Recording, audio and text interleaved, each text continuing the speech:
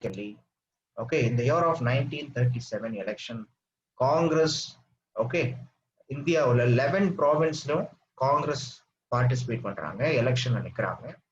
Out of the 11 province, Congress 7 province ஆட்சி அமைச்சிடுறாங்க. ஒரு province பஞ்சாப்ல வந்து பார்க்கும் பொழுது Congress along with the unionist party இவங்க ரெண்டு பேருமே சேர்ந்து ஆட்சி அமைக்கிறாங்க பஞ்சாப் ப்ராவின்ஸ்ல. ஸோ 8 ப்ராவின்ஸ்ல காங்கிரஸ் உடைய ஆட்சி, 3 ப்ராவின்ஸ்ல வந்து பார்க்கும்போது முஸ்லீம் லீக் உடைய ஆட்சி. ஓகே, ஏங்க நான் பேசுறது மத்தவங்க எல்லாம் கேக்குதா? ஒருத்தவங்க திடீர்னு நான் எதுவுமே கேட்கல அப்படின்றாங்க. மத்தவங்களுக்கு எல்லாம் கேக்குதா நான் பேசுறது? கேக்குது சார். கேக்குது. Okay fine. கபிலவர்தினி நீங்க பாருங்க, நீங்க உங்களுடைய நெட் செட்டிங்ஸை பாருங்க, மியூட் பண்ணிருக்க போறீங்க ஹெட்ஃபோன்ஸ் மியூட் பண்ணியிருந்தாலும் கேட்காது.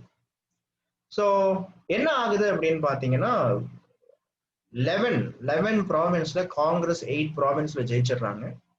அண்ட் முஸ்லீம் லீக் அப்படின்றவங்க 3 ப்ராவின்ஸ்ல ஜெயிக்கிறாங்க. முக்கியமா பெங்காலுக்கு அப்புறமா நார்த் வெஸ்டர்ன் ஃப்ரான்டியர் ப்ராவின்ஸ், சிந்த் ரீஜன்லாம் முஸ்லிம்ஸ் தான் ஜெயிக்கிறாங்க. முஸ்லீம் லீக் தான் ஜெயிக்குது. அப்போ ஏற்கனவே இந்தியாவில் இந்த முஸ்லீம் லீக் என்ன பண்றாங்க அப்படின்னு பாத்தீங்கன்னா, they already demanding for third round table கான்ஃபரன்ஸ்ல தெரியும், Muslims they demands for a separate country for the Muslim League demands for a separate country for Muslims. Okay, and இது தவிர்த்து இல்லாம there was a person called Mohammed Iqbal. இந்த முகமது இக்பால் இவர் தான் முன்னெடுக்கிறார், முஸ்லிம்ஸுக்கு தனி நாடு வேணும் அப்படின்ற கொள்கையை முன்னெடுக்கிறார். அண்ட் இதுக்கு சப்போர்ட் பண்றது யார் சார்னா சௌத்ரி ரஹமத் அலின்னு சொல்லிட்டு இன்னொரு பர்சன், அவரை பத்தி சொல்றேன், வெயிட் பண்ணுங்க. அப்போ முஸ்லிம்ஸ் யோசிக்கிறாங்க, சரி இந்தியாவில் என்னதான் நம்ம காங்கிரஸ் எதிர்த்து அரசியல் பண்ணாலும் முஸ்லிம்ஸ் மெஜாரிட்டியா இருக்கக்கூடிய ஏரியால தான் முஸ்லீம் லீக் ஜெயிக்குது. அப்ப மற்ற ஏரியால முஸ்லிம்ஸ் இருந்தாலும் மைனாரிட்டிஸா தான் இருக்காங்க. அப்போ இந்தியான்ற ஒரு நாடு வந்து ஆட்டோமேட்டிக்கா முக்கியமா பிரிட்டிஷ் கிட்ட இருந்து ஆட்சி காங்கிரஸ் கிட்ட போச்சுன்னா, காங்கிரஸ்ல அதிகமா ஹிந்துஸ் இருக்கிறதால ஹிந்துஸ்க்கு கண்ட்ரோல்ல தான், ஹிந்துஸுக்கு கீழே தான் ஆட்சி அமைகிற மாதிரி இருக்கும். இதை நம்ம விடக்கூடாது. அப்ப முஸ்லிம்ஸ் அவங்களுடைய இன்ட்ரெஸ்ட்டை ப்ரொடெக்ட் பண்றதுக்காக ஒவ்வொன்றும் ஹிந்துஸ் கிட்ட கேட்கிற மாதிரி இருக்கும். அவனை பொறுத்த வரைக்கும் காங்கிரஸ் பொழுது இந்து டாமினேட்டட் தான். அப்ப ஹிந்துஸ் கிட்ட கேட்கிற மாதிரி இருக்கும். இது இருக்கக்கூடாதுன்றதுக்காக தான் முஸ்லிம்ஸுக்கு தனி நாடு வேணும்ன்ற கொள்கையை முன் வச்சாங்க. அப்போ இதுல இந்த எலெக்ஷன்ல இது தெரிஞ்சிடும். ஓகே, ஆமா நமக்கு இந்தியா ஃபுல்லா வாய்ஸ் கிடையாது, முஸ்லிம்ஸ் மெஜாரிட்டியா இருக்கக்கூடிய இடத்துலதான் என்ன இருக்கு, வாய்ஸ் இருக்குன்னு தெரிஞ்சுப்பாங்க. ஸோ இதுல இருந்தே முகமது அலி ஜின்னாவுடைய ஆட்டிடியூட் வேற மாதிரி மாறி போயிடும். ஓகே, ஆனா பட் முஸ்லிம்ஸ்க்கு தனி நாடு வேணும்ன்ற கொள்கையை என்னைக்குமே Hindu Mahasabha and RSS, okay நான் ஏற்கனவே சொன்னேன் 1925 ஆர்எஸ்எஸ், ஓகே ஸோ ஆர்எஸ்எஸ் உடைய ஹெட்ஜ்கரை பத்தி படிச்சிருக்கோம் நாம. Okay, so RSS, Hedgewar, Golwalkar, so இந்த மாதிரியான ஆளுங்கள்லாம் வந்து இதை அக்செப்டே பண்ணிக்கல. ஸோ 1937 என்னடா ஆச்சு அப்படின்னு பாத்தீங்கன்னா, எலெக்ஷன்ல காங்கிரஸ் ஜெயிக்கிறாங்க. முக்கியமா காங்கிரஸோடைய அமைச்சவை அப்படின்றது இந்தியாவில் 8 மாகாணங்கள்ல காங்கிரஸ் வந்து பார்க்கும்போது மினிஸ்ட்ரிஸ் அமையுது. ஸோ இந்த டைம் பீரியட்ல தான் சுபாஷ் சந்திர போஸோடைய டாமினன்ஸ் இந்தியாவில் இருக்கும். ஃபார் எக்ஸாம்பிள் நமக்கு என்ன தெரியணும் அப்படின்னு பாத்தீங்கன்னா, மிஸ்டர் சுபாஷ் Chandra Bose was right from the initial period itself, காங்கிரஸோடைய ஆதி காலத்துல இருந்தே காங்கிரஸ்ல இருந்தாலும் சோசியலிசம் ரொம்ப அதிகமா சப்போர்ட் பண்ண ஒரு பர்சன். சுபாஷ் சந்திர போஸை பத்தி சொல்லணும் அப்படின்னா ஐசிஎஸ் ஆஃபீஸர், பட் தன்னுடைய நாட்டு மக்களுக்கு சேவை செய்யணும் அப்படின்ற ஒரே காரணத்துக்காக தன்னுடைய ஐசிஎஸ் தொழிலே, அதாவது he was basically a civil servant. அன்னைக்கு சிவில் சர்வீஸ் எக்ஸாம்ன்றது இந்தியாவுக்கு மட்டும் நடக்காது, இந்தியா இங்கிலாந்து ரெண்டுக்கும் சேர்ந்துதான் சிவில் சர்வீஸ் எக்ஸாம் நடத்துவாங்க. இந்த சிவில் சர்வீஸ் எக்ஸாம்ல சுபாஷ் சந்திர போஸ் என்ன பண்றாரு அப்படின்னா 4th ரேங்க் வர்றாரு. ஓகே, கொஞ்சம் கோவக்காரர், தேசம் மேல ரொம்ப பற்று அதிகம். அவர் காலேஜ்ல படிக்கும் பொழுது ஒரு ப்ரொஃபசர் சுபாஷை வந்து கொஸ்டின் பண்ணும்போது இந்தியாவை பத்தி தப்பா சொல்லுவார். ஸோ கோவத்துல ப்ரொஃபஸரே போட்டு அடிச்சிருவாரு. ஸோ ரொம்ப ஒரு ஷார்ட், இந்தியாவை பத்தி யாரு தப்பா சொன்னாலும் சுபாஷுக்கு பிடிக்காது. ஓகே, ஸோ இப்பேற்பட்ட சுபாஷ் சந்திர போஸ் காந்திய அக்செப்ட் பண்ணிக்கிட்டு காங்கிரஸ்ல இருந்தாலுமே, ஓகே காந்தியோடைய நான் கோஆபரேஷன், சிவில் டிசபீடியன்ஸ்ல பார்ட்டிசிபேட் பண்ணாலுமே, காந்தி ஒரு பாயிண்ட் ஆஃப் டைம்ல காந்தியோடைய மெத்தடாலஜி காங்கிரஸ்ல இந்தியாவுடைய நேஷனல் மூவ்மெண்ட்ல எந்த விதமான ரிசல்ட்டும் கொடுக்காதுன்றதுல அவங்க ரொம்ப ஸ்ட்ராங்காவே இருந்தார். ஒரு பாயிண்ட் ஆஃப் டைம்ல காந்தியை கிரிட்டிசைஸ் பண்ண ஆரம்பிக்கிறாரு. காந்தியோடைய நான் கோஆபரேஷன், இந்த சிவில் டிசபீடியன்ட் போன்ற சத்தியாகிரகாஸ் அதெல்லாம் வேஸ்ட் ஆஃப் டைம்ன்றார். அப்ப நிறைய பேர் காங்கிரஸ்ல இப்போ ஆட்டோமேட்டிக்கா இப்போ சுபாஷ் இதே சேம் டைம்ல சுபாஷ் காங்கிரஸ்ல பாப்புலரா ஆகுறாரு. எப்படி சொல்லலாம்னா 1938 இந்த Haripura session of Indian National Congress, Subhash was the one who elected as the president of Indian National Congress. Subhash Congress உடைய பிரசிடென்டா எலெக்ட் ஆன சமயத்தில் ஓகே ஓப்பனாவே காந்தியை கொஸ்டின் பண்ண ஆரம்பிக்கிறார். காந்தியோடைய மெத்தடாலஜியை கிரிட்டிசைஸ் பண்றாரு. ஒரு பாயிண்ட் ஆஃப் டைம்ல I doubt whether the Gandhi or the followers of the Gandhi they do have brain or not என்றவர். ஓகே காந்திக்கோ அல்ல காந்தியை ஃபாலோ பண்றவங்களுக்கும் உண்மையாலுமே மூளை இருக்கா அறிவு இருக்கான்னு தெரியலையே அப்படின்னு சொல்லிட்டு அவர் கேட்க ஆரம்பிக்கிறார். ஆக்சுவலா அது காரணம் என்னன்னா காந்தி அவர் சொல்ற பாயிண்டே பாத்தீங்கன்னா Gandhi okay since 1920 Gandhi was speaking about satyagraha, non-cooperation, civil disobedience, hunger strike, but it never and ever it இந்தியாவுடைய இண்டிபெண்டன்ஸுக்காக இது எதுவுமே பண்ணலையாப்பா. அப்போ ஒரு அவுடேட்டடான ஒரு விஷயத்த வச்சுட்டு நம்ம என்ன பண்ண போறோம் அப்படின்றதான் இவருடைய கொஸ்டின்.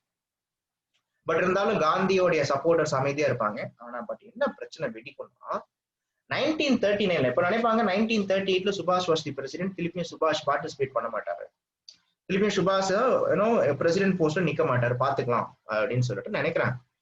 ஆனா என்ன ஆயிடுச்சு அப்படின்னா சுபாஷ் 1939 நடக்கக்கூடிய திரிபுரி செஷன்லயும் நிக்கணும்னு நிப்பார், பிரசிடென்ஷிப் எலெக்ஷனுக்கு நிப்பார். இந்த சமயத்துலதான் காங்கிரஸ் உடைய முக்கியமா காந்தியோட இன்டெலிஜென்ஸ் டீம் காந்தி கிட்ட சொல்லுவோம், ஐயா சுபாஷ் பார்க்கும் பொழுது ஆல்ரெடி நம்மள எதிர்த்துட்டு இருக்காங்க ஐயா, சுபாஷுக்கு அதிகமா பாப்புலாரிட்டி ஆகுதுங்க ஐயா, காங்கிரஸ்ல உங்களுக்கு அப்புறமா காங்கிரஸ்ல இன்னைக்கு பாப்புலரா இருக்கிறது ராஜாஜியோ நேருஜியோ எல்லாம் கிடையாது, சுபாஷ் சந்திர போஸ் தான். அதனால நீங்க என்ன பண்றீங்க அப்படின்னா சுபாஷ் எதிர்த்து நீங்க நின்னா ஜெயிப்பீங்க, சுபாஷ் எதிர்த்து வேற யார் நின்னாலும் ஜெயிக்க மாட்டாங்கன்றத காந்தியோடைய இன்டெலிஜென்ஸ் டீம் ஆர் அன்னைக்கு இருக்கக்கூடிய காந்தியோடைய பேட்ரியாட்ஸ் இவங்க எல்லாம் காந்திக்கு சொல்றாங்க. பட் காந்தி இல்ல சுபாஷ் என்ன அவ்வளவு பெரிய ஆளா, அதெல்லாம் ஒண்ணும் கிடையாது அப்படின்னு சொல்லிட்டு காந்தி தன்னுடைய டிசிபிள், தன்னுடைய பேட்ரியாட், ஓகே அவருடைய ஓன் பேட்ரியாட், அவருடைய சிஷ்யர் அப்படின்னு சொல்லக்கூடிய பட்டாபி சீதாராமையாவை என்ன பண்ணுவாருன்னா கூப்பிட்டு, யோ பட்டாபி நீ தான் வந்து நிக்கணும் சுபாஷை தோக்கடிக்கணும்னு சொல்லிட்டு, I will give my blessings to Pattabhi சீதாராமையான்னு வரும். அதுவே காந்தி எப்ப பிளெஸிங்ஸ் கொடுத்தாலும் அது கோவிந்தா தான் ஆக்சுவலா. So I will give my blessings to Pattabhi Sitaramayya. Pattabhi Sitaramayya தான் வந்து பார்க்கும் பொழுது சுபாஷ் சந்திர போஸை எதிர்த்து நிக்கிறது அப்படின்னு அன்னைக்கு பிரஸ்ல சொல்லுவாங்க. அப்பயே பிரஸ் ரிப்போர்ட்டர்ஸ் எல்லாம் அப்படின்ற மாதிரி ஒரு ஒக்கம் போடுவாங்க. அது என்ன மீனிங்னா, ஏன்னா அன்னைக்கு அரசியல் கலவரம் என்னன்றது நமக்கே தெரியுங்க. சோ எலெக்ஷன் நடத்துறாங்க, எலெக்ஷன்ல ஜெயிக்கிறாரு. யாரு ஜெயிக்கிறா அப்படின்னா எல்லாருமே யாரை எதிர்பார்த்தாங்க அப்படின்னா சுபாஷை தான் எதிர்பார்த்தாங்க. பட் இருந்தாலும் காந்தி ஆசீர்வாதம் பண்ணி ஒருத்தர் நிக்க வச்சிருக்காரு, அப்ப பட்டாபி சீதாராமையா. சோ எப்படியும் காம்படிஷன் கொஞ்சம் பயங்கரமா இருக்கும்னு சொல்லிட்டு ரிசல்ட்டை பார்த்தா சுபாஷ் தான் ஜெயிச்சிருக்காரு. இங்க என்ன கொடுமை அப்படின்னா சுபாஷ் 1938 எலெக்ஷன்லயே கம்மியான ஓட்டுல தான் ஜெயிச்சிருந்தார். ஆனா காந்தி எப்போ ஆசீர்வாதம் பண்ணாரோ பட்டாபி சீதாராமையாவுக்கு, சோ அந்த எலெக்ஷன்ல 1939 எலெக்ஷன்ல பாத்தீங்க அப்படின்னா பட்டாபி சீதாராமையாவோட சுபாஷ் சந்திர போஸ் ஓகே பெருவாரியான வாக்கு வித்தியாசத்தில் ஜெயித்து விட்டார். புரியுதுங்களா? சோ இதுதான் பிரச்சனை ஆயிடுச்சு. இது இப்போ ஆட்டோமேட்டிக்கா எப்படி என்ன பண்ணுவாங்க, எல்லாம் காந்தி கிட்ட போய் என்ன பாப்புச்சி இப்படி ஆயிடுச்சு அப்படின்றாங்க ஆக்சுவலா. சோ காந்தி சொல்றாரு இல்ல நான் அரசியல்ல இருந்து விலகிறேன் அப்படின்றாரு. ஏன் பாப்புச்சி என்ன காரணம் அப்படின்னும் பொழுது காந்தி சொல்றாரு, இல்ல the failure of Patabi Sitharamaiah was not the failure of him, it was more than him, it's my failure என்றார். ஓகே பட்டாபி சீதாராமையோடைய தோல்வி அவருடைய தோல்வியே கிடையாதுயா, அது என்னுடைய தோல்வியா, நான் ஒருத்தனை சூஸ் பண்ணி பார்த்து இவன் தான் நிக்கணும் ஓட்டு போடுறான்னு சொல்லி எலெக்ஷனை நிக்க வைக்கும் போது நீங்க ஓட்டு போடாம இருந்தா என்ன அர்த்தம்ன்ற மாதிரி காந்தி அரசியல் இருந்து விலகிறான்னு சொல்லிட்டு விலகிறாரு. ஓகே அப்படின்னா என்ன அர்த்தம்னா காந்தி அரசியல் இருந்து விலகிறாரு அப்படின்னு சொன்னா ஏன்டா சுபாஷ் பிரசிடென்ட் ஆயிட்டான் அவனை எப்படியும் தூக்குங்கடான்னு அர்த்தம். ஓகே இதெல்லாம் இன்டைரக்ட் பாலிடிக்ஸ். அப்ப என்ன பண்றாங்கன்னா சுபாஷ் மேல சரி சுபாஷ் ஜெயிச்சிட்டான். நம்ம நாட்டுல பிரச்சனை என்ன தெரியுமா, ஒருத்தன் ஜெயிச்சிட்டா அவன் திறமையாலேயோ அவர் மக்கள் சப்போர்ட்லயோ ஜெயிச்சிருப்பான். பட் ஜெயிச்சவனை பிடிச்சி எல்லாம் எந்த அளவுக்கு அவனை க்ளோஸ் பண்ண முடியுமோ க்ளோஸ் பண்ண பார்ப்பாங்க. இதான் சுபாஷுக்கும் ஆகுது. ஏன்னா இங்க என்ன பிரச்சனை அப்படின்னா காங்கிரஸ்ல ரொம்ப பவர்ஃபுல்லான போஸ்ட் பிரசிடென்ட்ஷிப் போஸ்ட் நினைச்சிட்டு இருப்பீங்க, கிடையாது. காங்கிரஸ்ல ரொம்ப பவர்ஃபுல்லான போஸ்ட் என்னன்னா காங்கிரஸ் காரிய committee, that is Congress working committee. இந்த காங்கிரஸ் ஒர்க்கிங் கமிட்டி யாருடைய கண்ட்ரோல் இருந்துச்சுன்னா அன்னைக்கு காந்தியோடைய பர்சன்ஸ், காந்தியோடைய பேட்ரியாட்ஸ் கண்ட்ரோல் இருந்துச்சு. லைக் அவர் சர்தார் வல்லபாய் பட்டேல், ராஜாஜி. ஸோ ராஜாஜி எல்லாம் பயங்கரமான குரூப்ட் ஃபெல்லோ, ஓகே ரொம்ப கன்னிங். ஸோ இந்த மாதிரியான ஆளுங்க என்ன பண்றாங்க அப்படின்னா சுபாஷ் மேல தேவையில்லாம சில குற்றச்சாட்டுகளை முன்வைக்கிறாங்க. Subhash was not acting according to the promises. He was acting somewhat barbaric. ரொம்ப எக்ஸ்ட்ரீமா ஆக்ட் பண்றாரு.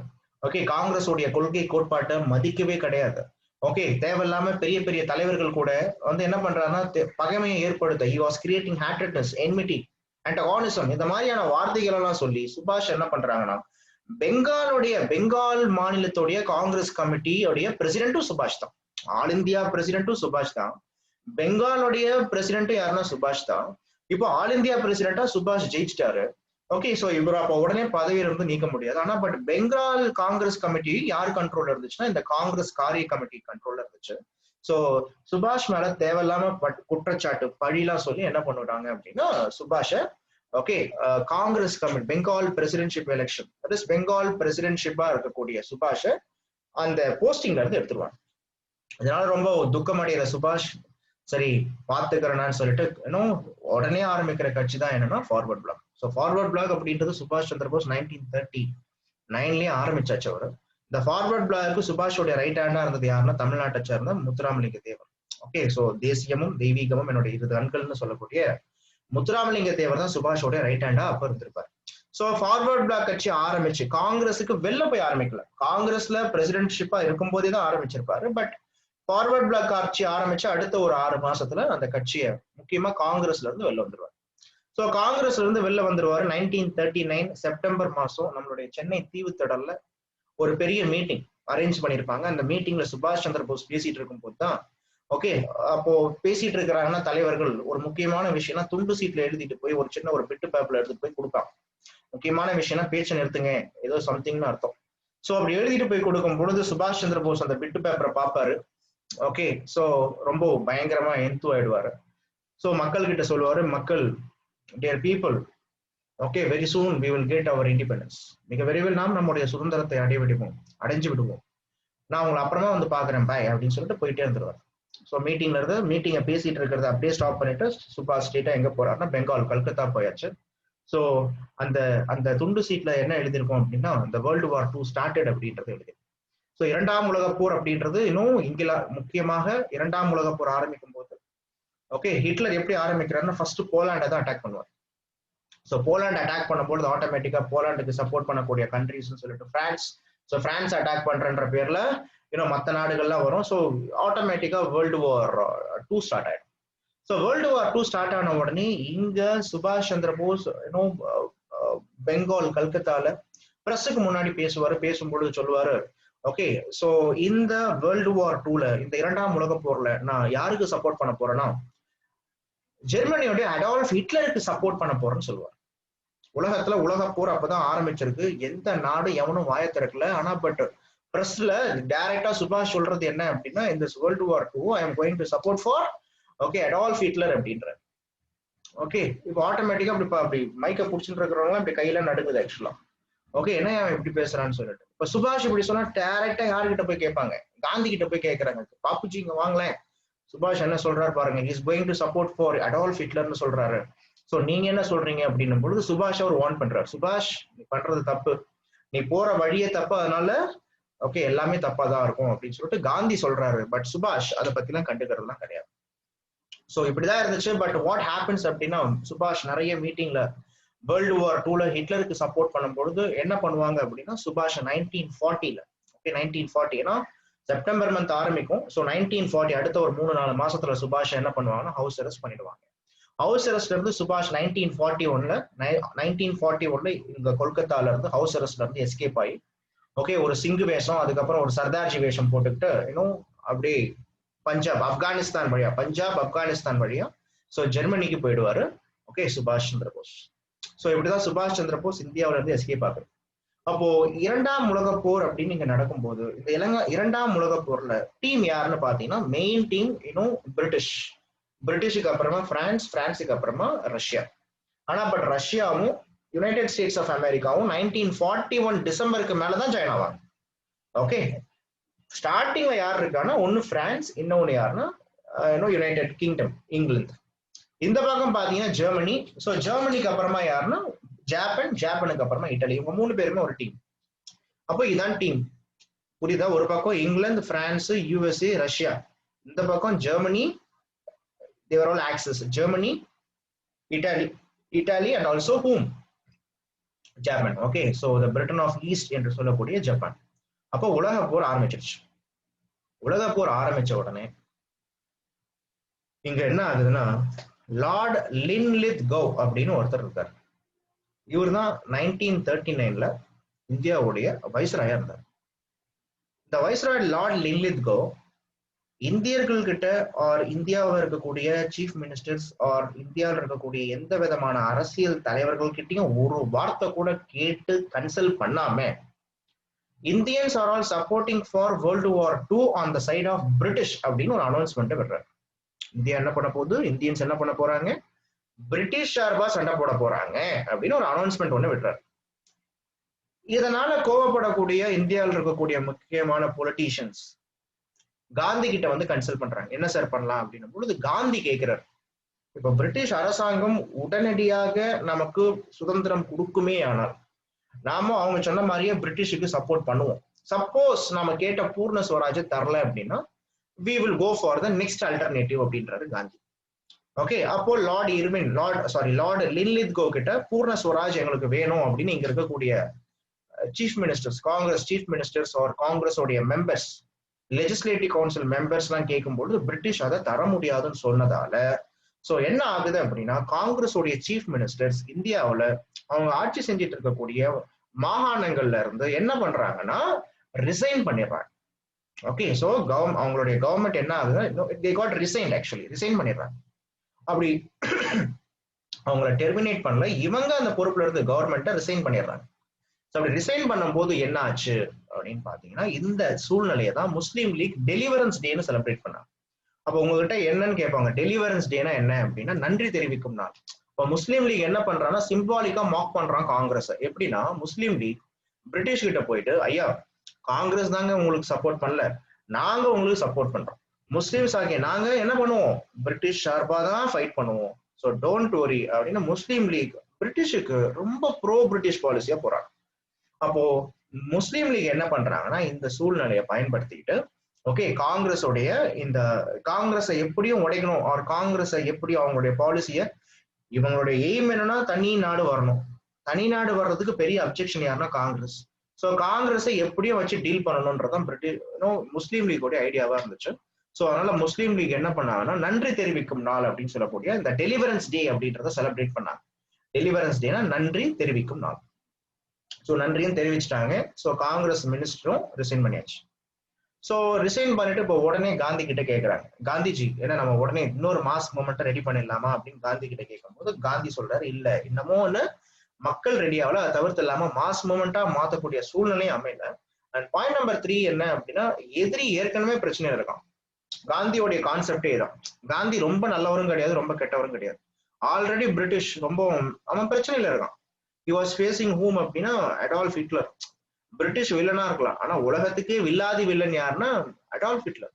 சோ அப்பேற்பட்ட எதிரியை அவங்க டீல் பண்ணிட்டு இருக்காங்க. இந்த சமயத்துல நாமளும் ப்ரெஷர் பண்ணா அது தேவையில்லாத இஷ்யூ. சோ அதனால நாமும் இப்ப என்ன பண்ணுவோம், we will keep aloof from the situation. அலூஃப்னா என்ன, அந்த சூழ்நிலையில இருந்து நாம விலகி இருப்போம், நாம கொஞ்சம் அமைதியா இருப்போம் அப்படின்ற கான்செப்ட். அப்போ 1939 இதான் நடந்துச்சு. 1940 உடனே முஸ்லீம் லீக் என்ன பண்றாங்கன்னா ஆக்ட் பண்ண ஆரம்பிக்கிறாங்க. என்ன ஆக்ட் பண்றாங்க, முஸ்லீம் லீக் தங்களுடைய லாகூர் செஷன்ல என்ன பண்ணுவாங்கன்னா, நான் சொன்ன இல்லையா முஸ்லிம்ஸுக்கு தனி நாடு வேணும்னு கேட்டுட்டு இருந்தாங்கன்னு, அந்த தனி நாட்டுக்கு பேரும் இப்ப வச்சாச்சு. அதுக்கு பேர் தான் என்ன சார்னா பாகிஸ்தான்னு சொல்லிட்டாங்க.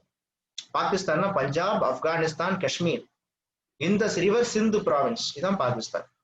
P for Punjab, A for Afghanistan, K for Kashmir, I for Indus river, S for Sindhu province, இதுதான் பாகிஸ்தான்.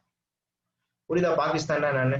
உடனே பங்களாதேஷ்ல என்னன்னு கேட்காதீங்க, உஸ்பெகிஸ்தான் என்னன்னு கேட்காதீங்க, ஒவ்வொன்றுத்துக்கும் ஒரு பெயர் காரணம் இருக்கும். பாகிஸ்தான் மீனிங் அதான். அப்போ இதுதான் இது முஸ்லிம்ஸ் இங்க டாமினேட்டடா இருந்ததால இந்த நாடு எங்க முஸ்லிம்ஸுக்கு தனி நாடு அப்படின்னு சொல்லிட்டு அவங்க கேட்டாங்க. ஓகே, இதுதான் என்ன, இது இந்த பாகிஸ்தான் அப்படின்ற வார்த்தையை காயின் பண்ணது யாரு, யார் சொன்னா அப்படின்னா சௌத்ரி ரஹமத் அலி அப்படின்னு பேர் அவரு. What was his name, Choudhry Rahmat Ali, Choudhry Rahmat Ali, Choudhry Rahmat Ali. Okay, what was his name, Choudhry Rahmat Ali. Okay, Chowdhury Rahmat அலி. நிறைய பேரு இந்து மாதிரி இருக்க பேருன்னு நினைக்காதீங்க, his name was Chowdhury Rahmat அலி. இந்த சௌத்ரி ரஹமத் அலி தான் இந்த மாதிரி பாகிஸ்தான் அப்படின்றத என்ன சொல்றாங்க அப்படின்னு பார்க்கும்போது இந்த வேர்டை காயின் பண்ணார். ஓகே, இவர் ஒரு மிகப்பெரிய படிப்பாளின்னு வச்சுக்கோங்களேன். சோ என்ன ஆகுதுன்னா பாகிஸ்தான் அப்படின்ற அந்த வார்த்தை பாப்புலர் ஆக ஆரம்பிக்குது. இந்த ஈவெண்ட்டுக்கு அப்புறமா நீங்க ஓகே ஆப்கானிஸ்தான்லாம் அது ஏற்கனவே இண்டிபெண்டன்ட், நாட் ஆப்கானிஸ்தான். ஆப்கானிஸ்தான்ல already it was a separate province. Pakistan தான். ஆப்கானிஸ்தான் இப்போ தனி நாடு. 1922 ஆப்கானிஸ்தான் தனியாயிடுச்சு. Okay fine. ஸோ இந்த சமயத்துல என்ன ஆகுது அப்படின்னு பாத்தீங்கன்னா ஒரு விஷயம் உங்களுக்கு தெரியணும். 1940s இந்தியாவுடைய சப்போர்ட் வேணும் அப்படின்றதுக்காக அப்போதைய வைஸ்ராய் லார்ட் லின்லித்கோ இவரே என்ன பண்ணுவார்னா, சரி ஓகே இந்தியன்ஸோடைய சப்போர்ட் நமக்கு வேணும் அப்படின்றதுக்காக டொமினியன் ஸ்டேட்டஸ், இந்தியன்ஸுக்கு டொமினியன் ஸ்டேட்டஸ் கொடுக்குறேன்னு சொல்லுவார். டொமினியன் ஸ்டேட்டஸ் அப்படின்றது வேண்டவே வேண்டாம், நாங்க ஏற்கனவே 1928 டொமினியன் ஸ்டேட்டஸ் கேட்டோம், ஆனா பட் இன்னமும் நீங்க டொமினியன் ஸ்டேட்டஸ் சொல்லிட்டு இருக்கீங்க, இது வேண்டாம் அப்படின்னு சொல்லிட்டு சொல்லிடுவாங்க. யாரு அப்படின்னா காங்கிரஸ் அண்ட் கோ. ஓகே, காந்தியோ ஒரு காங்கிரஸோடைய மற்ற லீடர்ஸ்லாம் டொமினியன் ஸ்டேட்டஸ் வேணாம்னு ரிஜெக்டே பண்ணிடுவாங்க. எப்பயா இது 1928 மேல எங்களுக்கு பூர்ண ஸ்வராஜ் தான் அப்படின்றதான் இவங்களுடைய டிமாண்ட்.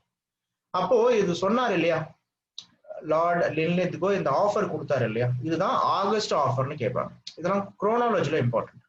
1939 என்ன நடந்துச்சு, 1940 ஆகஸ்ட் ஆஃபர், ஆகஸ்ட் மாசம் வந்ததால அதுக்கு பேர் ஆகஸ்ட் ஆஃபர்னு பேரு. அண்ட் இதே வருஷம் ரொம்ப இந்தியாவில ரொம்ப பெரிய விஷயம் இந்த பாகிஸ்தான் ரெசல்யூஷன் வருது, பாகிஸ்தான் வரும்ன்றாங்க, மற்றபடி பெரிய ஈவெண்ட் எதுவும் நடக்கல.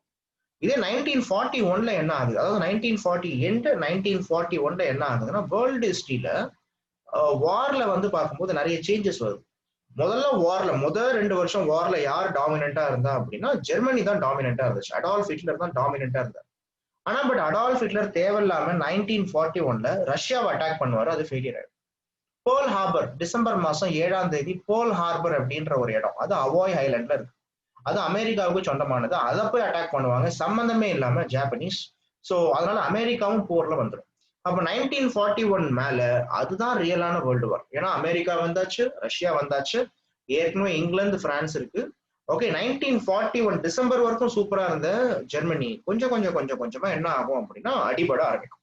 ஜெர்மனிக்கு சப்போர்ட்டா வந்த இட்டாலியோடைய பெனிட்டோ முசோலினி அவரும் பார்க்கும்போது 1944 அவரை கொன்றுவாங்க. ஓகே, 1944 அவரை கொண்ட பிறகு பின்னாடி அடால்ஃப் ஹிட்லரையும் 1945 ஏப்ரல் மாசம் 30ஆம் தேதி அவரே ஷூட் பண்ணி தன்னுடைய காதலியையும் ஷூட் பண்ணி சாகடிச்சு அவரும் செத்துருவார். அப்போ வேர்ல்டு வார் 2 அப்படின்றது உக்ரமா நடந்ததுன்னு பாத்தீங்கன்னா இந்த 1942, 43, 44, 45 தான்.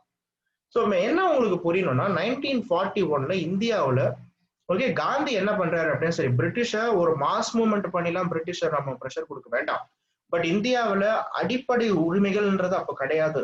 ஸோ இந்த அடிப்படை உரிமைகள் வேணும் அப்படின்றதுக்காக இண்டிவிஜுவல் சத்தியாகிரகாவை ஆரம்பிச்சார். நல்லா புரிஞ்சுக்கோங்க, இது ஏற்கனவே கேட்ட குரூப் 1 கொஸ்டின் 2013. இண்டிவிஜுவல் சத்தியாகிரகாவை யார் ஆரம்பிச்சாங்கன்னு கேட்டா காந்தி தான் ஆரம்பிச்சார். ஆனா இண்டிவிஜுவல் சத்தியாகிரகால ஆரம்பிச்சு முதல்ல ஜெயிலுக்கு யார் போனா அப்படின்னா ஆச்சாரியா வினோபா பேவ்னு பேர். கான்செப்ட் புரியுதா? ட்விஸ்ட் இருக்காங்க, ரியலாவே ட்விஸ்ட். இண்டிவிஜுவல் சத்தியாகிரகாவை ஆரம்பிச்சது யாருன்னு கேட்பாங்க, அது காந்தி. ஓகே, இண்டிவிஜுவல் சத்தியாகிரகாவை காந்தி தான் ஆரம்பிச்சார். அதுல எந்த விதமான மாற்று கருத்துக்களும் கிடையாது. ஆனா இண்டிவிஜுவல் சத்தியாகிரகாவில் முதலில் சிறைக்கு சென்றவர், பங்கு கொண்டு சிறைக்கு சென்றது யாருன்னு கேட்டாங்கன்னா ஆச்சாரியா வினோபா பேவ் அப்படின்னு பேர். ஆச்சாரியா வினோபா பேவ். ஓகே, புரியுதா உங்களுக்கு? ஃபைன். அண்ட் ரெண்டாவதா ஜெயிலுக்கு போனது யாருன்னு கேட்பாங்க, ஜவஹர்லால் நேரு. ஆச்சாரியா வினோபா பேவ் அண்ட் ஜவஹர்லால் நேரு. இந்த இண்டிவிஜுவல் சத்தியாகிரகாக்கு வேற எதனா பேர் இருக்கா அப்படின்னா டெல்லி செல்லோ மூவ்மெண்ட் அப்படின்னு பேர். இப்ப விவசாயிகள் டெல்லிக்கு போகணும்னு வராங்க இல்லையா, அதே மாதிரிதான் டெல்லி செல்லோ மூவ்மெண்ட் அப்படின்னு பேர். டெல்லி செல்லோ அப்படின்னு சுபாஷ் வேற சொல்லுவார், அது தனி.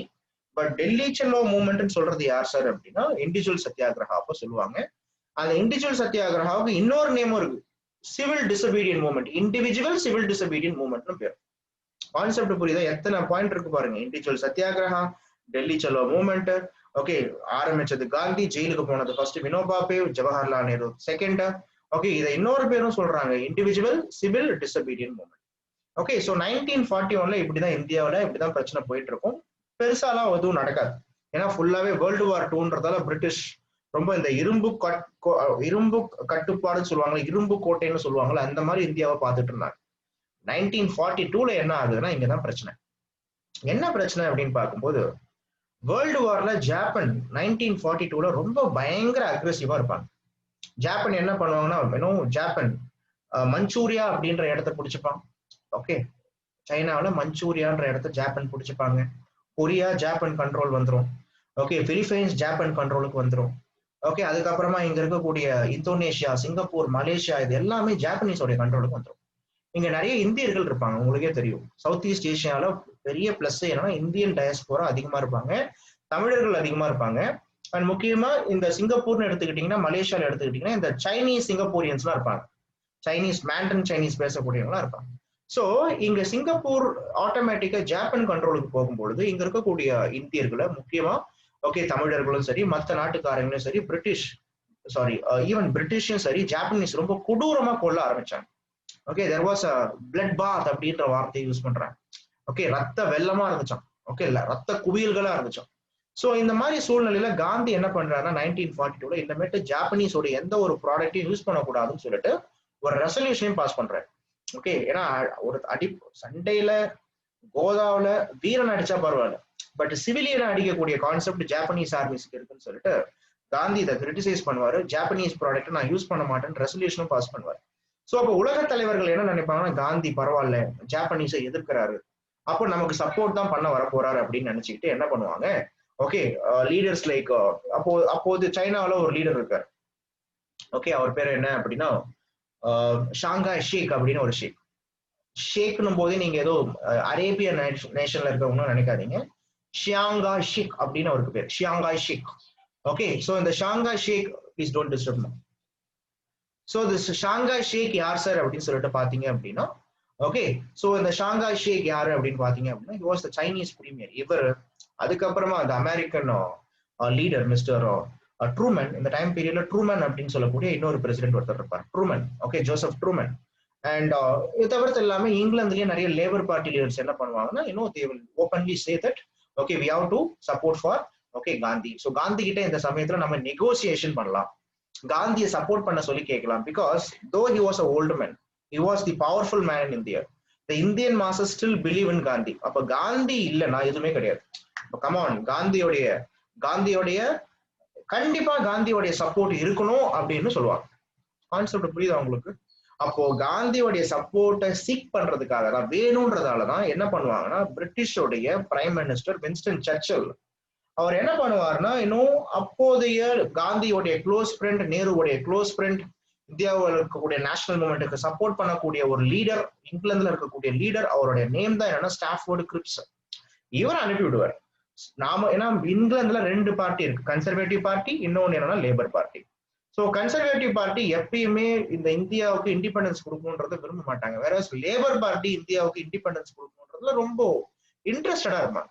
அப்போ லேபர் பார்ட்டியோடைய லீடரை வச்சுதான் என்ன பண்றாங்கன்னா, இங்க ஒரு நெகோசியேஷன் அப்படின்றது நடக்குது. அந்த நெகோசியேஷன் தான் என்ன அப்படின்னா, that is what we call it as the Cripps mission அப்படின்னு பேர். புரியுதுங்களா? ஸோ ஸ்டாஃபோர்டு கிரிப்ஸ் 1942க்கு இந்தியாவில் வர்றாரு. இந்த கிரிப்ஸ் இந்தியாவுக்கு மார்ச் மாசத்துல வர்றாரு. ஓகே, ஜூன் மாசம் வரைக்கும் இந்தியாவில் இருக்காரு, நிறைய லீடர்ஸை மீட் பண்றாரு. ஸோ கிரிப்ஸ் ஃபைனலி சொல்றாரு, இல்ல டோன்ட் வரி, என்னுடைய வருகை இந்தியாவில் மிக விரைவில் சுயராஜ்யம் அப்படின்றது இந்தியா அடைவதற்கு ஒரு காரணமா இருக்குன்றார். My entry into India will make sure that the earliest possible realization of self government, இதுதான் இங்கிலீஷ்ல சொல்லக்கூடிய வார்த்தை. என்னுடைய வருகை இந்தியாவில் மிக விரைவில் சுயராஜ்யம் கிடைப்பதற்கான ஒரு காரணமா இருக்கும் அப்படின்றது ஸ்டாஃபோர்டு கிரிப்ஸ். கிரிப்ஸ் 1942க்கு இந்தியாவுக்கு வர்றாரு, எல்லா லீடர்ஸையும் மீட் பண்றாரு. ஆனா கிரிப்ஸ் நல்லவரா இருந்தாலும் இந்த கிரிப்ஸோடைய கமிட்டியில இருந்தவங்க நிறைய பேர் அன்னைக்கு இருக்கக்கூடிய கன்சர்வேட்டிவ் பார்ட்டிஸ் லீடர்ன்றதால இவங்க இந்தியாவுக்கு இண்டிபெண்டன்ஸ் கொடுக்கணும் அப்படின்ற ஒரு பாயிண்ட பேசவே இல்லை. கிரிப்ஸ் என்ன பண்றாரு அப்படின்னா, ஃபைனலி கிரிப்ஸோடைய ப்ரொபோசல் சொல்லுது, ஃபர்ஸ்ட் பாயிண்ட் என்ன அப்படின்னா, நாங்க இந்தியாவுக்கு இண்டிபெண்டன்ஸ் கொடுக்க முடியாது, but we will give you dominion status அப்படின்ற. டொமினியன் ஸ்டேட்டஸ்னு சொன்ன உடனே காந்திக்கு கோவம் வருது. நீங்களாம் என்னையா என்ன தெரிஞ்சு போன ரெக்கார்ட் மாதிரி அதையே பேசிட்டு இருக்கீங்க. ஓகே, சோ டொமினியன் ஸ்டேட்டஸ் அப்படின்றது 1928ல கேட்டது, திருப்பியும் டொமினியன் ஸ்டேட்டஸ்ன்றதை எதுக்கு கொடுக்குறீங்க? இது எங்களுக்கு வேண்டாம். இட் வாஸ் லைக் சூப்பரா ஒரு ஸ்டேட்மெண்ட் காந்தி ஒன்னு சொல்லுவார். Okay, it was a post dated cheque in a crashing பேங்க்னு. அது என்னது? Post dated cheque in a crashing bank. அது என்ன போஸ்ட் டேட்டட் செக்?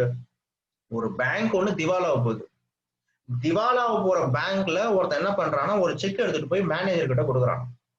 ஓகே, பேங்கே திவாலாக போகுது, செக்கை போய் எடுத்துட்டு போய் மேனேஜர் கிட்ட கொடுக்குறான். மேனேஜர் அந்த செக்கை பார்த்தா அந்த செக் ஏற்கனவே போஸ்ட் டேட்டடா இருக்கு. ஓகே, இப்ப செக்னா அந்த டேட்டுக்குள்ளார அது செல்லுபடி ஆகணும். அது ஏற்கனவே டேட்டு கழிஞ்சு போன டேட்டா இருக்கு. அப்போ அந்த மேனேஜருக்கு என்ன பயன், அந்த பேங்குக்கு என்ன பயன், அந்த செக் வச்சிருக்கிறவனுக்கு என்ன பயன், அந்த செக்குக்கு தான் என்ன பயன். அப்போ இதுதான் காந்தி. அப்போ நீங்க எடுத்துட்டு வந்த இந்த பாலிசி யாருக்குமே எந்த பயனுமே கிடையாது. கான்செப்ட் புரியுதா உங்களுக்கு? So it was the post dated cheque in a crashing bank அப்படின்னு ஒரு காந்தி. இதான் பாயிண்ட் இங்க. அண்ட் செகண்ட் பாயிண்ட் தான் அடுத்த அல்டிமேட். இந்தியாவுக்குன்னு ஒரு வேர்ல்டு வார் 2 முடிஞ்ச பிறகு இந்தியாவுக்கு கான்ஸ்டிடியூஷன் மேக்கிங் பாடி, இந்தியாவுடைய அரசியலமைப்பு சட்டத்தை உருவாக்குவதற்கு ஒரு கான்ஸ்டிடியூஷன் அசம்பிளி உருவாக்கணும்னு வாங்க. Second point. தேர்ட் பாயிண்ட் தான் என்ன தெரியுங்களா? இங்கதான் ட்விஸ்ட். இந்த கான்ஸ்டிடியூஷன் அசம்பிளில யார் வேணாலும் ஜாயின் பண்ணிக்கலாம். ஓகே, யாருன்னா ஜாயின் பண்ண விருப்பம் இல்லாம இருந்தா அவங்க பிரிட்டிஷ் கூட தனி அக்ரிமெண்ட் வச்சுக்கலாம். அப்ப இங்கதான் பாருங்க ட்விஸ்ட் இருக்கு. அப்ப ஏற்கனவே ஒருத்தன் பாகிஸ்தான் கேட்டு இருக்கான். அப்போ பிரிட்டிஷ் அரசாங்கம் என்ன பண்ணது? டைரக்டா பாகிஸ்தான் வரும்ன்றத சொல்லாம மறைமுகமா நீங்க இந்தியன் யூனியன் கூட ஜாயின் பண்ணிக்கலாம்னா நீங்க பிரிட்டிஷ் கூட தனி அக்ரிமெண்ட் வச்சுக்கலாம், உங்களுக்குன்னு ஒரு தனி நாடு கொடுப்போன்றத எடுத்துட்டு வராங்க. அப்போ உங்ககிட்ட எக்ஸாம்ல கேட்பாங்க, எது பாகிஸ்தான் வரும் அப்படின்றத மறைமுகமா சொல்லுச்சு அப்படின்னா, மறைமுகமா பாகிஸ்தான் அப்படின்றது ஒண்ணு வரப்போகுதுன்றது சொன்னது என்ன அப்படின்னா, மறைமுகமா நாட் டைரக்டா பாகிஸ்தானை கொடுக்குறோம்னா பிரிட்டிஷ் வரல, மறைமுகமா ஒரு ப்ரொவிஷனை கிரியேட் பண்ணிருந்தாங்க. அது எதுல இருக்கு அப்படின்னா கிரிப்ஸ் ப்ரொபோசல்ல தான் இருக்கு. இது அடிக்கடி எக்ஸாம்ல கேட்கிற question. Which of the following committees or acts, okay, or the proposals, okay, indirectly mentioned about the coming of Pakistan? It was Cripps proposal. அப்ப Cripps proposal நேரு எதிர்க்கிறாரு, காந்தி எதிர்க்கிறாரு. சோ இது வரைக்குமே அமைதியா இருந்த காந்தி மயிலே இறக போடனா இறக போடாது, அதுகிட்ட இருந்த புடிங்கி எடுத்தாதான் எடுக்க முடியும்னு சொல்லிட்டு சோ காந்தி அது வரைக்கும் சைலண்டா இருப்பாரு. சோ இப்ப என்ன பண்ணுவாரு அப்படின்னா, இந்த கிரிப்ஸ் ப்ரொபோசல் ஃபெயிலியர் அப்படின்னு கன்ஃபார்ம் பண்ணப்பட்ட பிறகு கிரிப்ஸும் ஜூலைல இந்தியாவில இருந்து கிளம்பிடுவாரு. சோ காந்தி எக்ஸாக்டா ஆகஸ்ட் மந்த் 8ஆம் தேதி பாம்பேல, okay, there was a place called Gwalior tank maidan. August மாசம் 8ஆம் தேதி பாம்பேல there was a place called Gwalior tank maidan. அது ஒரு பெரிய மைதானம். அந்த மைதானத்துல ஆயிரக்கணக்கான மக்கள் முன்னாடி ஒரு பெரிய ஸ்பீச் ஒன்று கொடுப்பாரு. அந்த ஸ்பீச் தான் ரொம்ப famous. That is the symbolical coming of the quit India movement. Quit India movement அப்படின்றது காந்தி எப்ப ஆரம்பிச்சாருன்னு கேட்பாங்க. ஆகஸ்ட் மாசம் 8ஆம் தேதி பாம்பேல கோவாலியார் டேங்க் மைதான். சூப்பரா இருக்கும் speech. Dear people, you are the one who gave power in my hand. Now I am not going to bargain with the viceroy regarding the removal of salt tax or the allocation of ministries. Now I am going to bargain only one thing from the viceroy, that is the Purna Swaraj. Before that, I will give you a small mantra. Keep it in your mind and in your heart. In your mind and heart. Let your every breath should give impulse to that mantra. The mantra is do or die. Okay, say அல்லது செத்து மடி. என்ன meaning? என்ன காந்தி சொல்றாரு? மக்களே, நீங்க தான் எனக்கு அதிகாரத்தை கொடுத்தீங்க. நான் இப்ப வைஸ்ராய் கூட சால்ட் டாக்ஸ் ரிமூவ் பண்றதை பத்தியோ இல்லைன்னா இந்த அமைச்சர்களை இந்த தகுதிக்குள்ள இந்த அமைச்சர்களை அறிவிக்கணும்ன்றத பத்தியோ பேச போறது இல்லை. நான் பேச போறது ஒண்ணுதான். அது என்ன அப்படின்னு பாத்தீங்கன்னா, என் நாட்டுக்கு சுதந்திரம் வேணும், பூர்ண ஸ்வராஜ். அதுக்கு முன்னாடி உங்களுக்கு ஒரு மந்திரம் சொல்றேன். அந்த மந்திரத்தை உங்களுடைய மனசுலயும் உங்களுடைய எண்ணத்திலையும் பதிய வச்சுக்கோங்க. அந்த எண்ணம் அந்த மந்திரத்தின் பேர் தான் என்ன அப்படின்னா ஒண்ணுமே கிடையாது, டூ ஆர் டை, செய் அல்லது செத்து மடி. ஓகே, நாம வாழ்வோம் நம்மளுடைய சுதந்திரத்தை நாம நம்மளுடைய கண்ணால பாக்குறதுக்கு வாழ்வோம். நாம வாழக்கூடாது, நாம நம்மளுடைய சுதந்திரத்தை நம்மளுடைய கண்ணால பாக்குறதுக்கு நாம வாழக்கூடாது. வார்த்தைலாம் வேற லெவல்ல காந்தி பேசியிருப்பார். We will live to see our independence or we shall not live to see the perpetuation of our slavery. Concept புரியுதுங்களா? இப்படி படிச்சாதான் புரியும். ஓகே, சோ இது சொல்லி காந்தி வீட்டுக்கு சரி எல்லாம் போங்க, நாலுல இருந்து மூவ்மெண்ட் ஸ்டார்ட் அப்படின்னு சொல்லும் போது காந்தி நைட்டு தூங்குறாருங்க. காலையில எழுந்துச்சா காந்தி எங்க இருக்கிறாருன்னா ஜெயில இருக்காரு. சரி, நாம தான் ஜெயில இருக்கமான்னு சொல்லிட்டு அங்க விசாரிச்சாதான் தெரியுது என்ன அப்படின்னா, ஒரே நைட்லயே காந்தியோடைய இந்த குவிட் இந்தியா மூவ்மெண்ட்டுக்கு சப்போர்ட் வந்துரும் அப்படின்னு நினைக்கக்கூடிய பிரிட்டிஷ் ஒரே நாள்லயே பிரிட்டிஷ் என்ன பண்றாங்கன்னா எல்லா தலைவர்களையும் ஒரே நாள் நைட்டு அரெஸ்ட் பண்ணுவாங்க. முக்கியமான தேச தலைவர்கள் லைக் சர்தார் வல்லபாய் பட்டேல், ஓகே, ஜவஹர்லால் நேரு, இந்த மாதிரி நிறைய தலைவர்களை என்ன பண்ணுவாங்கன்னா ஒரே நைட்ல அரெஸ்ட் பண்ணுவாங்க. இதுக்கு பேர் தான் ஆபரேஷன் தண்டர் போல்ட் அப்படின்னு பேர். இது ஓகேவா, ஆபரேஷன் தண்டர் போல்ட். ஓகே, ஆனா பட் ராஜாஜி மட்டும் அரெஸ்ட் பண்ண மாட்டாங்க. ஏன் அரெஸ்ட் பண்ண மாட்டாங்கன்னா, இந்த சமயத்துல ராஜாஜி காங்கிரஸ்ல இருக்க மாட்டார். அது நான் ஏற்கனவே சொல்லியிருக்கேன். ஒரு தடவை ராஜாஜி பத்தி நடக்கும்போது சொல்லியிருக்கேன். காங்கிரஸ்ல அதாவது பாகிஸ்தான் ரெசல்யூஷன் அப்படின்னு பாஸ் பண்ணும்போது Rajaji was the only leader from Congress who supported Pakistan.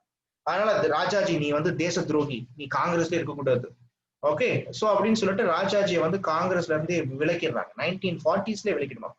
அதனால ராஜாஜி இந்த டைம் பீரியட்ல அரெஸ்ட் பண்ணல. ஏன்னா ராஜாஜி இந்த டைம் பீரியட்ல காங்கிரஸ்ல இல்லை.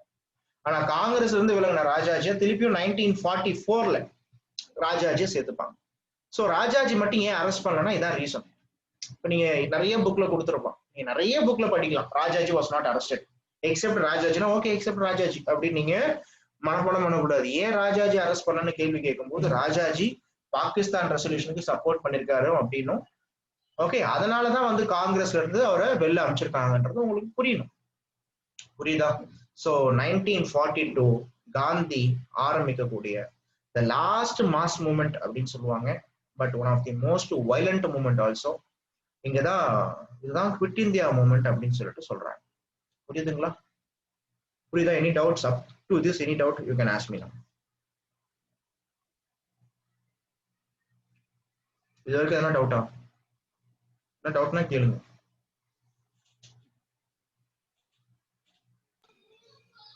சார் ஒரு டவுட் பிரவீன். இப்போ காந்தி வந்ததுல இருந்து கிட்டத்தட்ட 1930 வரைக்கும் ஓரளவு ஒரு நல்ல ஒரு பேஸ்ல வந்து போயிட்டு இருந்தது. அது 1932 அதாவது பூனா பேக்டுக்கு அப்புறம் அப்படிங்கும் போது கிட்டத்தட்ட 1940 வரைக்குமே வந்து ஒரு ஒரு ஒரு பேஸ் இல்லை அந்த மூவ்மெண்ட்ல அப்படின்னு பார்க்கும்போது. ஏன்னா அதுக்கு என்ன ரீசன்? ஏன்னா ஒரு பர்டிகுலர் ஈவெண்ட் அப்படின்னு பார்த்தோம் அப்படின்னா 1935 கவர்மெண்ட் ஆஃப் இந்தியா ஆக்ட் மட்டும்தான் ஓரளவு நோட்டபிள் ஈவெண்டா இருக்குது. மற்றதெல்லாம் வந்து ஒரு டார்மண்ட் பேஸ்ல போன மாதிரி இருக்கு இந்தியன் நேஷனல் மூவ்மெண்ட். அது எதனால, என்ன ரீசனா இருக்கலாம்? அதுல ஒண்ணுமே கிடையாது. காந்திக்கு வந்து 1933 இப்ப காந்தியின் மூவ்மெண்ட் எது எடுத்துக்கிட்டீங்கன்னாலுமே காந்தி எடுத்த போக்குன்ற பேர்ல எல்லாம் ஆரம்பிச்சிருக்க மாட்டார். அந்த சூழ்நிலை அமையணும். அந்த சூழ்நிலை அமைஞ்சாதான், அந்த பொலிட்டிக்கல் என்வாயர்மெண்ட் அமைஞ்சாதான் ஒரு நீங்க 1920 நான் கோஆபரேஷன் எடுத்துக்கிட்டீங்கனாலும் சரி, 1930 சிவில் டிசிப்ளின்ல எடுத்துக்கிட்டீங்கனாலும் சரி, அந்த சூழ்நிலை அமைஞ்சாதான் காந்தி மாஸ் மூவ்மெண்ட்ல இன்வால்வ் ஆவார். பட் 1935, 36, 37, 38 அந்த மாதிரியான பொலிட்டிக்கல் சிச்சுவேஷன் நாட்டுல கிடையாது. எவ்வளவுதான் பெரிய அரசியல் ராஜ சாணக்கியனா இருந்தாலும் சான்ஸ் அட் த சேம் டைம்னு இது ரெண்டும் அமைஞ்சாதான், சான்ஸும் இருக்கணும் டைமும் இருக்கணும். இது ரெண்டும் கரெக்டா அமைஞ்சாதான் லீடர்கள் வர ஆரம்பிப்பாங்க. ஸோ இங்க இந்தியாவிலையும் சரி வேர்ல்ட்லயும் சரி 1938 வரைக்கும் ஆர் ஈவன் 39 செப்டம்பர் வரைக்கும் ஒரு அமைதியான ஒரு டைம்ல தான் போயிட்டு இருந்துச்சு. இப்போ வேர்ல்டு வார் 2 அப்படின்றத யாருமே எதிர்பார்க்கவே இல்லை. ஹிட்லர் வேர்ல்டு வார் 2 ஆரம்பிப்பார்னு யாருக்குமே தெரியாது. ஆனா ஹிட்லர் அவருடைய ஜெர்மனியை 6 வருஷத்துல மாத்தினார். 1933 ஜெர்மனி யூரோப்ல வறுமையான ஒரு நாடு. ஆனா அதே ஜெர்மனி 1939 யூரோப்ல மத்த நாட்டுக்கெல்லாம் ஒரு சிம்ம சொப்பனமா இருந்ததுன்னா உங்களால நம்ப முடியுதா? நம்ப முடியல. அதான் விஷயம். அப்போ தலைவர்கள் உருவாவதற்கு காரணமே என்னன்னா ஒரு சூழ்நிலை அமையணும். சூழ்நிலை இருந்தாதான், சிச்சுவேஷன் இருந்தாதான் தலைவர்கள். சோ காந்தி இந்த டைம் பீரியட்ல சைலண்டா இருந்தாரு. நாட் ஒன்லி காந்தி, எல்லா தலைவர்களுமே சைலண்டா தான் இருந்திருக்காங்க. காரணம் என்னன்னா இன்னைக்கு அந்த மாதிரியான பொலிட்டிக்கல் சிச்சுவேஷன் கிடையாது. பட் 1939 என்ன ஆகுதுன்னா வேர்ல்டு வார் 2 ஸ்டார்ட் ஆகும்போது இங்க இந்தியாவிலையும் சிச்சுவேஷன் மாறுது, அங்க வேர்ல்ட்லயும் சிச்சுவேஷன் மாறுதுன்னும் பொழுது காந்தி அப்பயும் பாருங்க 1938 ஆரம்பிக்கல, 39 ஆரம்பிக்கல. ஓகே 2 வருஷம் பொறுக்கிறாரு. பிரிட்டிஷ் என்ன பண்றாங்க அப்படின்னா, British already they were all facing with Adolf ஹிட்லர்னு சொல்லிட்டு 2 வருஷம் பொறுக்கிறாரு. பட் எவ்வளவுதான் பொறுத்து போனாலும் ஒன்னும் நடக்கலன்ற பட்சத்துல வேற வழி இல்லாம தான் காந்தி 1932 சப்போர்ட் பண்றாரு. ஓகே, லைக் அவர் super star entering the politics. எனக்கு தெரியாது பணம், இதை பத்தி நான் பேச விரும்பல. ஓகேவா, ஃபைன். ஐஸ்வர்யா கேட்டிருக்கீங்க why Rajaji supported Pakistan resolution. Rajaji கிட்ட இதை பத்தியே கேட்கிறாங்க. ராஜாஜி ஒரு staunch congressman, why you supported for Pakistan. அப்ப ராஜாஜி சிம்பிளா ஒரே ஒரு ஐடியா தான் சொல்றாரு. இல்லைங்க, இது வரைக்கும் நம்ம யுனைடெட் இந்தியாவை கேட்டுட்டு இருக்கோம். United India in the sense both Hindus and Muslims. நாம இண்டிபெண்டன்ஸுக்காக கேட்கிறோம். பட் இண்டிபெண்டன்ஸை பிரிட்டிஷ் கொடுக்கல. அப்போ பாகிஸ்தான் அப்படின்னு ஒரு நாடு வரும் பொழுது அப்போ முஸ்லிம்ஸ் என்ன பண்ணுவாங்கன்னா பிரிட்டிஷுக்கு ஒரு சைடு ப்ரெஷர் பண்ணுவாங்க. இப்போ நாம இங்க காங்கிரஸ் ஒரு சைடு ப்ரெஷர் பண்றோம், இன்னொரு சைடு பிரிட்டிஷுக்கு முஸ்லீம் லீக் ப்ரெஷர் பண்ணும்பொழுது, இப்ப 2 ப்ரெஷரும் போகும்பொழுது பிரிட்டிஷ் ஆட்டோமேட்டிக்கா சீக்கிரம் நமக்கு இண்டிபெண்டன்ஸ் கொடுத்துருவாங்கன்ற ஒரு கண்டெக்ஸ்ல ஓகே ராஜாஜி பாகிஸ்தான் ரெசல்யூஷனுக்கு சப்போர்ட் பண்றாரு. ஆனா பட் இங்க இருக்கக்கூடிய நேஷனலிஸ்ட் லீடர்ஸ் அது தேவையில்ல, ராஜாஜி தேவையில்லாம பேசுறாருன்னு சொல்லிட்டு அவர் பேச போன இடத்துல எல்லாம் தக்காளி முட்டையெல்லாம் தூக்கி அடிச்சாங்க அவர் மேல. அவர் என்ன பண்ணுவாரு, ஏட்டா இவ்வளவு பெரிய தலைவன் நானு, என் மேல இப்படி தூக்கி அடிக்கிறீங்கன்றது கூட அவருக்கு கவலை கிடையாது. ஆனா பட் காந்தி ஒரு பாயிண்ட் ஆஃப் டைம்ல என்ன சொல்லிட்டாருன்னா, காந்தி இவரும் சம்பந்திங்க. காந்தி ஒரு பாயிண்ட் ஆஃப் டைம்ல என்ன சொல்லிட்டு இருப்பாரு அப்படின்னா, ராஜாஜி காங்கிரஸ்ல தான் நான் இருக்க மாட்டேன், நான் வெளில போறேன் அப்படின்னு. ஓகே, ஏன்னா இந்த நாடு உடையறத நான் எந்த காரணத்துக்கு கொண்டு அக்செப்டே பண்ணிக்க மாட்டேன்னு ஒரு காந்தி ஆக்சுவலா. சோ அதனால எதுக்கு தேவையில்லாமன்னு சொல்லிட்டு எப்படி சுபாஷ் டம்மி பண்ணாங்களோ அதே மாதிரி இங்க டம்மி பண்ணல சுபாஷ், he went out. Okay, so Rajaji also he was thrown out. That is the reason. But இதே ராஜாஜிய 1944ல இந்தியாவுடைய பொலிட்டிக்கல் சிச்சுவேஷன் 1944ல எப்படி இருக்கும் அப்படின்னா, ஓகே கண்டிப்பா எல்லா தலைவர்களும் ஜெயில தான் இருப்பாங்க. ராஜாஜி என்ன பண்ணுவாருன்னா, இவர் தான் வேற வழி இல்லை, இவர் சொன்னதுதான் நடக்குதுன்னு சொல்லிட்டு, அதனாலதான் ராஜாஜிய சாணக்கியன்னு சொல்றாங்க. He was the one who foreseen the events. இதான் விஷயம். வேற எதனா டவுட்ஸ்? வேற எதனா டவுட்ஸ்? சார் ராஜாஜி பிளான் இதுதானே சார்? இது ராஜாஜி பிளான் தனி 1944, அது நான் அப்புறமா சொல்றேன். வேற வேற யாரோ கேட்டீங்க? நான் தான் சார் பிரவீன். இந்தியன் நேஷனல் மூவ்மெண்ட்ல அம்பேத்கருடைய பார்ட் என்னன்னு எடுத்துக்கலாம் சார். 1932க்கு அப்புறம் அவர் இந்த சீன்ல வரவே இல்லை. அப்புறம் வந்து கான்ஸ்டிடியூஷன் 1932க்கு அப்புறமா அம்பேத்கர் வரல அப்படின்னா, இந்த டைம் பீரியட்ல Ambedkar was reservation was given to the depressed sections. Depressed sections வந்து 1937 எலெக்ஷன்லயே depressed section were given some seats and they were all the one who dominating in all the legislative assemblies. அதனால அம்பேத்கர் வந்து இந்த time பீரியட்ல காங்கிரஸ் கூட எந்த விதமான போட்டி பொறாமை எல்லாம் கிடையாது. சொல்ல போனா he was the one who always supports for the cause of the untouchables. But காங்கிரஸ்ல இந்த சமயத்துல அம்பேத்கர் எதிர்த்தாருன்ற எந்த அம்பேத்கருடைய சீன் அப்படின்றது 1932 அப்படிதான். அதுக்கப்புறமா ரிசர்வேஷன் கொடுத்த உடனே அவர் எதிர்க்கல. பின்னாடி காங்கிரஸ் இண்டிபெண்டன்ஸுக்கு அப்புறமா காங்கிரஸ் சார்பா மினிஸ்டராவும் இருக்கிறாரு. ஓகே, அதுக்கப்புறம் போஸ்ட் இண்டிபெண்டன்ஸ்ல என்ன ஆகுது அப்படின்னா ஒரு புத்திசம் போயிடுறாரு. சோ இதான் அவருடைய கான்செப்ட் வேற மாதிரி போயிடுது. ஓகே, அதுதான் அம்பேத்கர். மற்றபடி இங்க பாலிடிக்ஸ்ல அவருடைய டாமினன்ஸ் என்னன்றது இங்க அதிகமா வெளில தெரியல.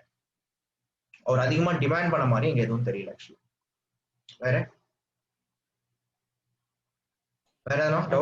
இந்த இண்டிவிஜுவல் சிவில் டிசோபீடியன்ஸ் மூவ்மெண்ட் சொன்னீங்கல்ல, அதாவது அந்த வினோபா பாவே பத்தி பேசும்போது ஆக்சுவலா அவங்க என்ன பண்ணாங்க, என்ன பண்ண சொன்னாரு காந்தி? அதாவது இண்டிவிஜுவல் சிவில் டிசோபீடியன்ஸ்னா என்ன சொல்லுங்க? சிவில் டிசோபீடியன்ஸ்னா என்ன பிரவீன்குமார்? கவர்மெண்ட்டுக்கு எதிராக டாக்ஸ் பே பண்ணாம இருக்கிறது சிவில் டிசோபீடியன்ஸ். ஆமா, சிவில் டிசோபீடியன்ஸ்னா சட்ட மறுப்புன்னு அர்த்தம். அரசு என்ன சட்டம் போட்டாலும் அதனா எதிர்ப்புன்னு அர்த்தம். அதான் சிவில் டிசோபீடியன்ஸ். அப்ப இண்டிவிஜுவல் சிவில் டிசோபீடியன்ஸ்ன்றது என்ன அப்படின்னா, இண்டிவிஜுவலாவே எந்த ஒரு சட்டத்தையும் மதிக்க மாட்டாங்க. ஃபார் எக்ஸாம்பிள், இதுக்கு ஏன் நான் டெல்லி செல்லோ மூவ்மெண்ட் அப்படின்னு பேர் கொடுக்குறேன் அப்படின்னா, தலைவர்கள் என்ன பண்ணுவாங்கன்னா, இப்ப நாட்டுல எதனா ஒரு மூலையில இருக்கக்கூடிய, இப்ப மெட்ராஸ்ல இருக்கக்கூடிய தலைவர் ஒருத்தர் நான் டெல்லிக்கு போறேன் அப்படின்னு சொல்லிட்டு டெல்லிக்கு கிளம்புவார். ஒரு ப்ரொடெஸ்ட், இண்டிவிஜுவலா ப்ரொடெஸ்ட் பண்ணுவார். ஓகே, கவர்மெண்டோடைய எந்த ஒரு சட்டத்தையும் மதிக்க மாட்டார். பதாகை ஏண்டி டெல்லிக்கு போறேன்னு சொல்லிட்டு கிளம்புவார். சோ இவரை பார்த்துட்டு மத்தவங்களும் இன்ஸ்பயர் ஆகிறாங்கன்னு வச்சுக்கோங்க. அந்த தலைவரை என்ன பண்ணுவாங்கன்னா அரெஸ்ட் பண்ணிடுவாங்க. அவர் அரெஸ்ட் பண்ண நியூஸ் அடுத்த நாள்ல நியூஸ் பேப்பர்ல வரும் பொழுது, இந்தியாவில வேற எங்கேயோ இருக்கக்கூடிய தலைவர் என்ன பண்ணுவாங்க, நானும் டெல்லிக்கு போறேன்னு கிளம்புவாங்க. இந்த மாதிரி தலைவர்களை அரெஸ்ட் பண்ண இப்போ மொத்தமா இதுக்கு முன்னாடி மூவ்மெண்ட் எல்லாம் மொத்தமா வந்து ப்ரொடெஸ்ட் பண்ணுவாங்க, அரெஸ்ட் பண்ணுவாங்க. இப்ப இண்டிவிஜுவலா ப்ரொடெஸ்ட் பண்றாங்க, அரெஸ்ட் பண்றாங்க. சோ தட் தலைவர்களை அரெஸ்ட் பண்ண தலைவர்கள் வந்துகிட்டே இருப்பாங்க. இதுதான் விஷயம். இதுக்கு பேரு individual satyagraha or individual civil disobedient movements. நீ என்ன சட்டம் வேணாலும் போடு, அதெல்லாம் மதிக்க மாட்டேன். இதுதான் விஷயம். So that the movement will be alive, active. Leaders arrest பண்ண லீடர்ஸ் வந்துகிட்டே இருப்பாங்க. இதுதான் காந்தியோடைய பிளான். காந்தி ஆரம்பிச்சாரு, ஆனா பட் அதை எக்ஸிக்யூட் பண்ணது யாருன்னா பாருங்க, ஆச்சாரியா வினோபா பாவே. பெரிய தலைவர்கள் பாத்தீங்கன்னா வினோபா பாவே அண்ட் ஆல்சோ ஜவஹர்லால் நேரு. இதை தவிர்த்து சின்ன சின்ன தலைவர்களும் வந்துட்டு தான் இருந்தாங்க. புரியுதா? வேற எதனா doubt? The difference between non-cooperation and civil disobedience என்ன சார்? நான் கிளாஸ் முடிச்சு சொல்றேன். இது நான் ஏற்கனவே சொல்லியிருக்கேன், பழைய கிளாஸ் வீடியோஸ் எல்லாம் பாருங்க. இதை நான் ஏற்கனவே மென்ஷன் பண்ணிருப்பேன். நான் கோஆபரேஷனுக்கும் சிவில் டிசோபீடியன்ஸுக்கும் பெரிய டிஃபரன்ஸே கிடையாது. இப்ப நான் கோஆபரேஷன் அப்படின்றது என்ன அப்படின்னா ஒத்துழையாமை. ஒத்துழையாமைன்னா என்ன? சிவில் டிசபீடியன்ஸ்னா சட்ட மறுப்பு. அப்ப ஒத்துழையாமைக்கும் சட்ட மறுப்புக்கும் என்ன டிஃபரன்ஸ்? ஐயா டாக்ஸே வேணாங்க ஐயா, நோ டாக்ஸ் கம்பெயின் அப்படின்னு போராடுவாங்க. அது எப்போ சார் அப்படின்னா நான் கோஆபரேஷன். இந்த டாக்ஸ் வேணாங்க ஐயா, இந்த டாக்ஸ் போடாதீங்க ஐயா, இது உங்களை ரொம்ப கஷ்டப்படுத்துதுங்க ஐயா, இது நான் கோஆபரேஷன். ஓகே, அப்படி டாக்ஸ் போட்டீங்கன்னா எங்களுக்கு ரொம்ப கஷ்டமா இருக்குதுங்க. எல்லாமே வந்து பார்க்கும் பொழுது ஒரு டிமாண்ட் பண்றது, இது மாதிரி வேண்டாம், ஒரு ரெக்வஸ்ட் பண்றது. பட் சிவில் டிசபீடியன்ஸ் அப்படி கிடையாது. நீ என்ன டாக்ஸ் வேணாலும் போடு, அதை நான் பே பண்ண மாட்டேன்.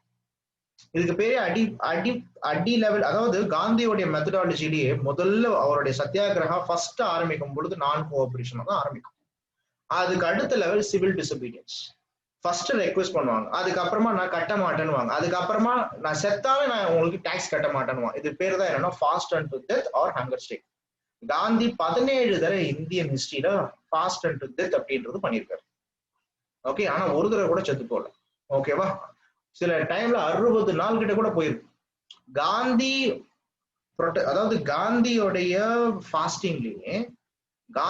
ஃபாஸ்டிங்லயே ஒரே ஒரு ஃபாஸ்டிங் பண்ணும்போது தான் அது ஃபெயிலியர் ஆகுது. ஓகே, இந்த பாகிஸ்தான் வரக்கூடாதுன்னு சொல்லிட்டு பண்ணுவாரு, அது மட்டும் ஃபெயிலியர் ஆயிடும். மற்றபடி எல்லா ஃபாஸ்ட் அண்ட் டெத்துமே அவர் எந்த நோக்கத்துக்காக என்ட்ரி ஆகுறாரோ, அவர் எந்த நோக்கத்துக்காக வந்து பார்க்கும் பொழுது ப்ரொடெஸ்ட் பண்றாரோ அது சக்சஸ்ஃபுல்லா தான் இருக்கு. இது மூணுமே non cooperation, civil disobedience, fast and death, hunger strike, இது எல்லாம் காந்தியின் வே ஆஃப் சத்தியாகிரகா. இதுல நான் கோஆபரேஷன் தான் ஒத்துழையாமை. இனிஷியலா என்ன பண்ணுவாங்கன்னா ரெக்வெஸ்ட் பண்ணுவாங்க, டிமாண்ட் பண்ணுவாங்க, நோ டாக்ஸ் கம்பெயின்னுவாங்க. டாக்ஸ் எங்களுக்கு வேண்டாம், ப்ளீஸ் போடாதீங்க, வேண்டாம், இல்ல நான் போட்டே ஆவேன் அப்படின்னா அதுக்கு அடுத்த லெவல் ரொம்ப உக்ரமா போகும். ஓகே, அதுக்கு பேர் தான் என்னன்னா சிவில் டிசபீடியன்ஸ். டாக்ஸ் வேணும்னே பே பண்ண மாட்டாங்க. அரெஸ்ட் பண்றியா அரெஸ்ட் பண்ணிக்கோ, அடிக்கிறியா அடிக்கோ, நான் வாங்கிக்கிறேன்.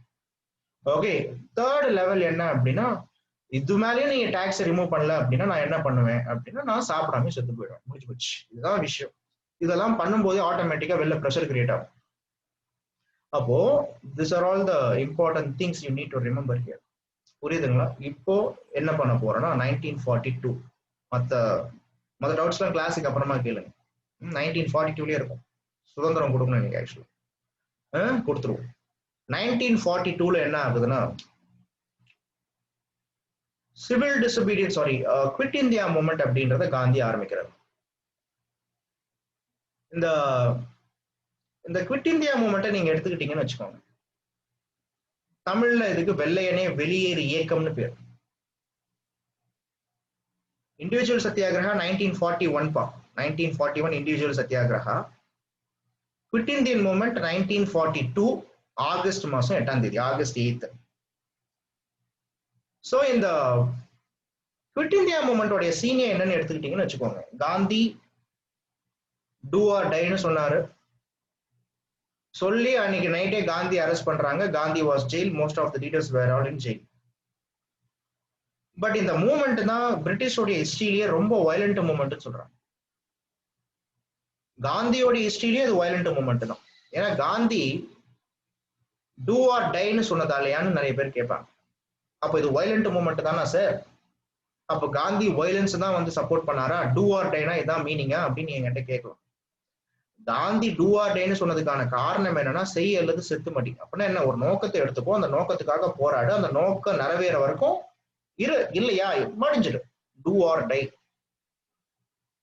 பட் நம்மளால என்ன நினைச்சிட்டாங்க அப்படின்னா நம்ம போவோம், பிரிட்டிஷ் கிட்ட இண்டிபெண்டன்ஸ் கேட்போம், இண்டிபெண்டன்ஸ் கொடுத்தா பார்ப்போம், இல்லைன்னா you do or you die. அப்படின்னா என்ன அர்த்தம்? ஏன்னா செத்து போங்கடா அப்படின்னு சொல்லிட்டு சாவடிச்சிருவோம். இது அப்படியே தப்பா இன்டர்பிரட் பண்ணிப்பானுங்க. இந்தியன்ஸ் கிட்ட நீங்க எது சொல்றதுனால ரொம்ப ஜாக்கிரதையா சொல்லணும் ஆக்சுவலா. ஏன்னா இந்தியன்ஸ் பேசிக்கலி பிஸியா இருப்பாங்க, அவங்களுக்கு சின்ன சின்ன விஷயம் புரியாது. ஓகே, சோ அவங்க கிட்ட பொறுமையா சொல்லணும்.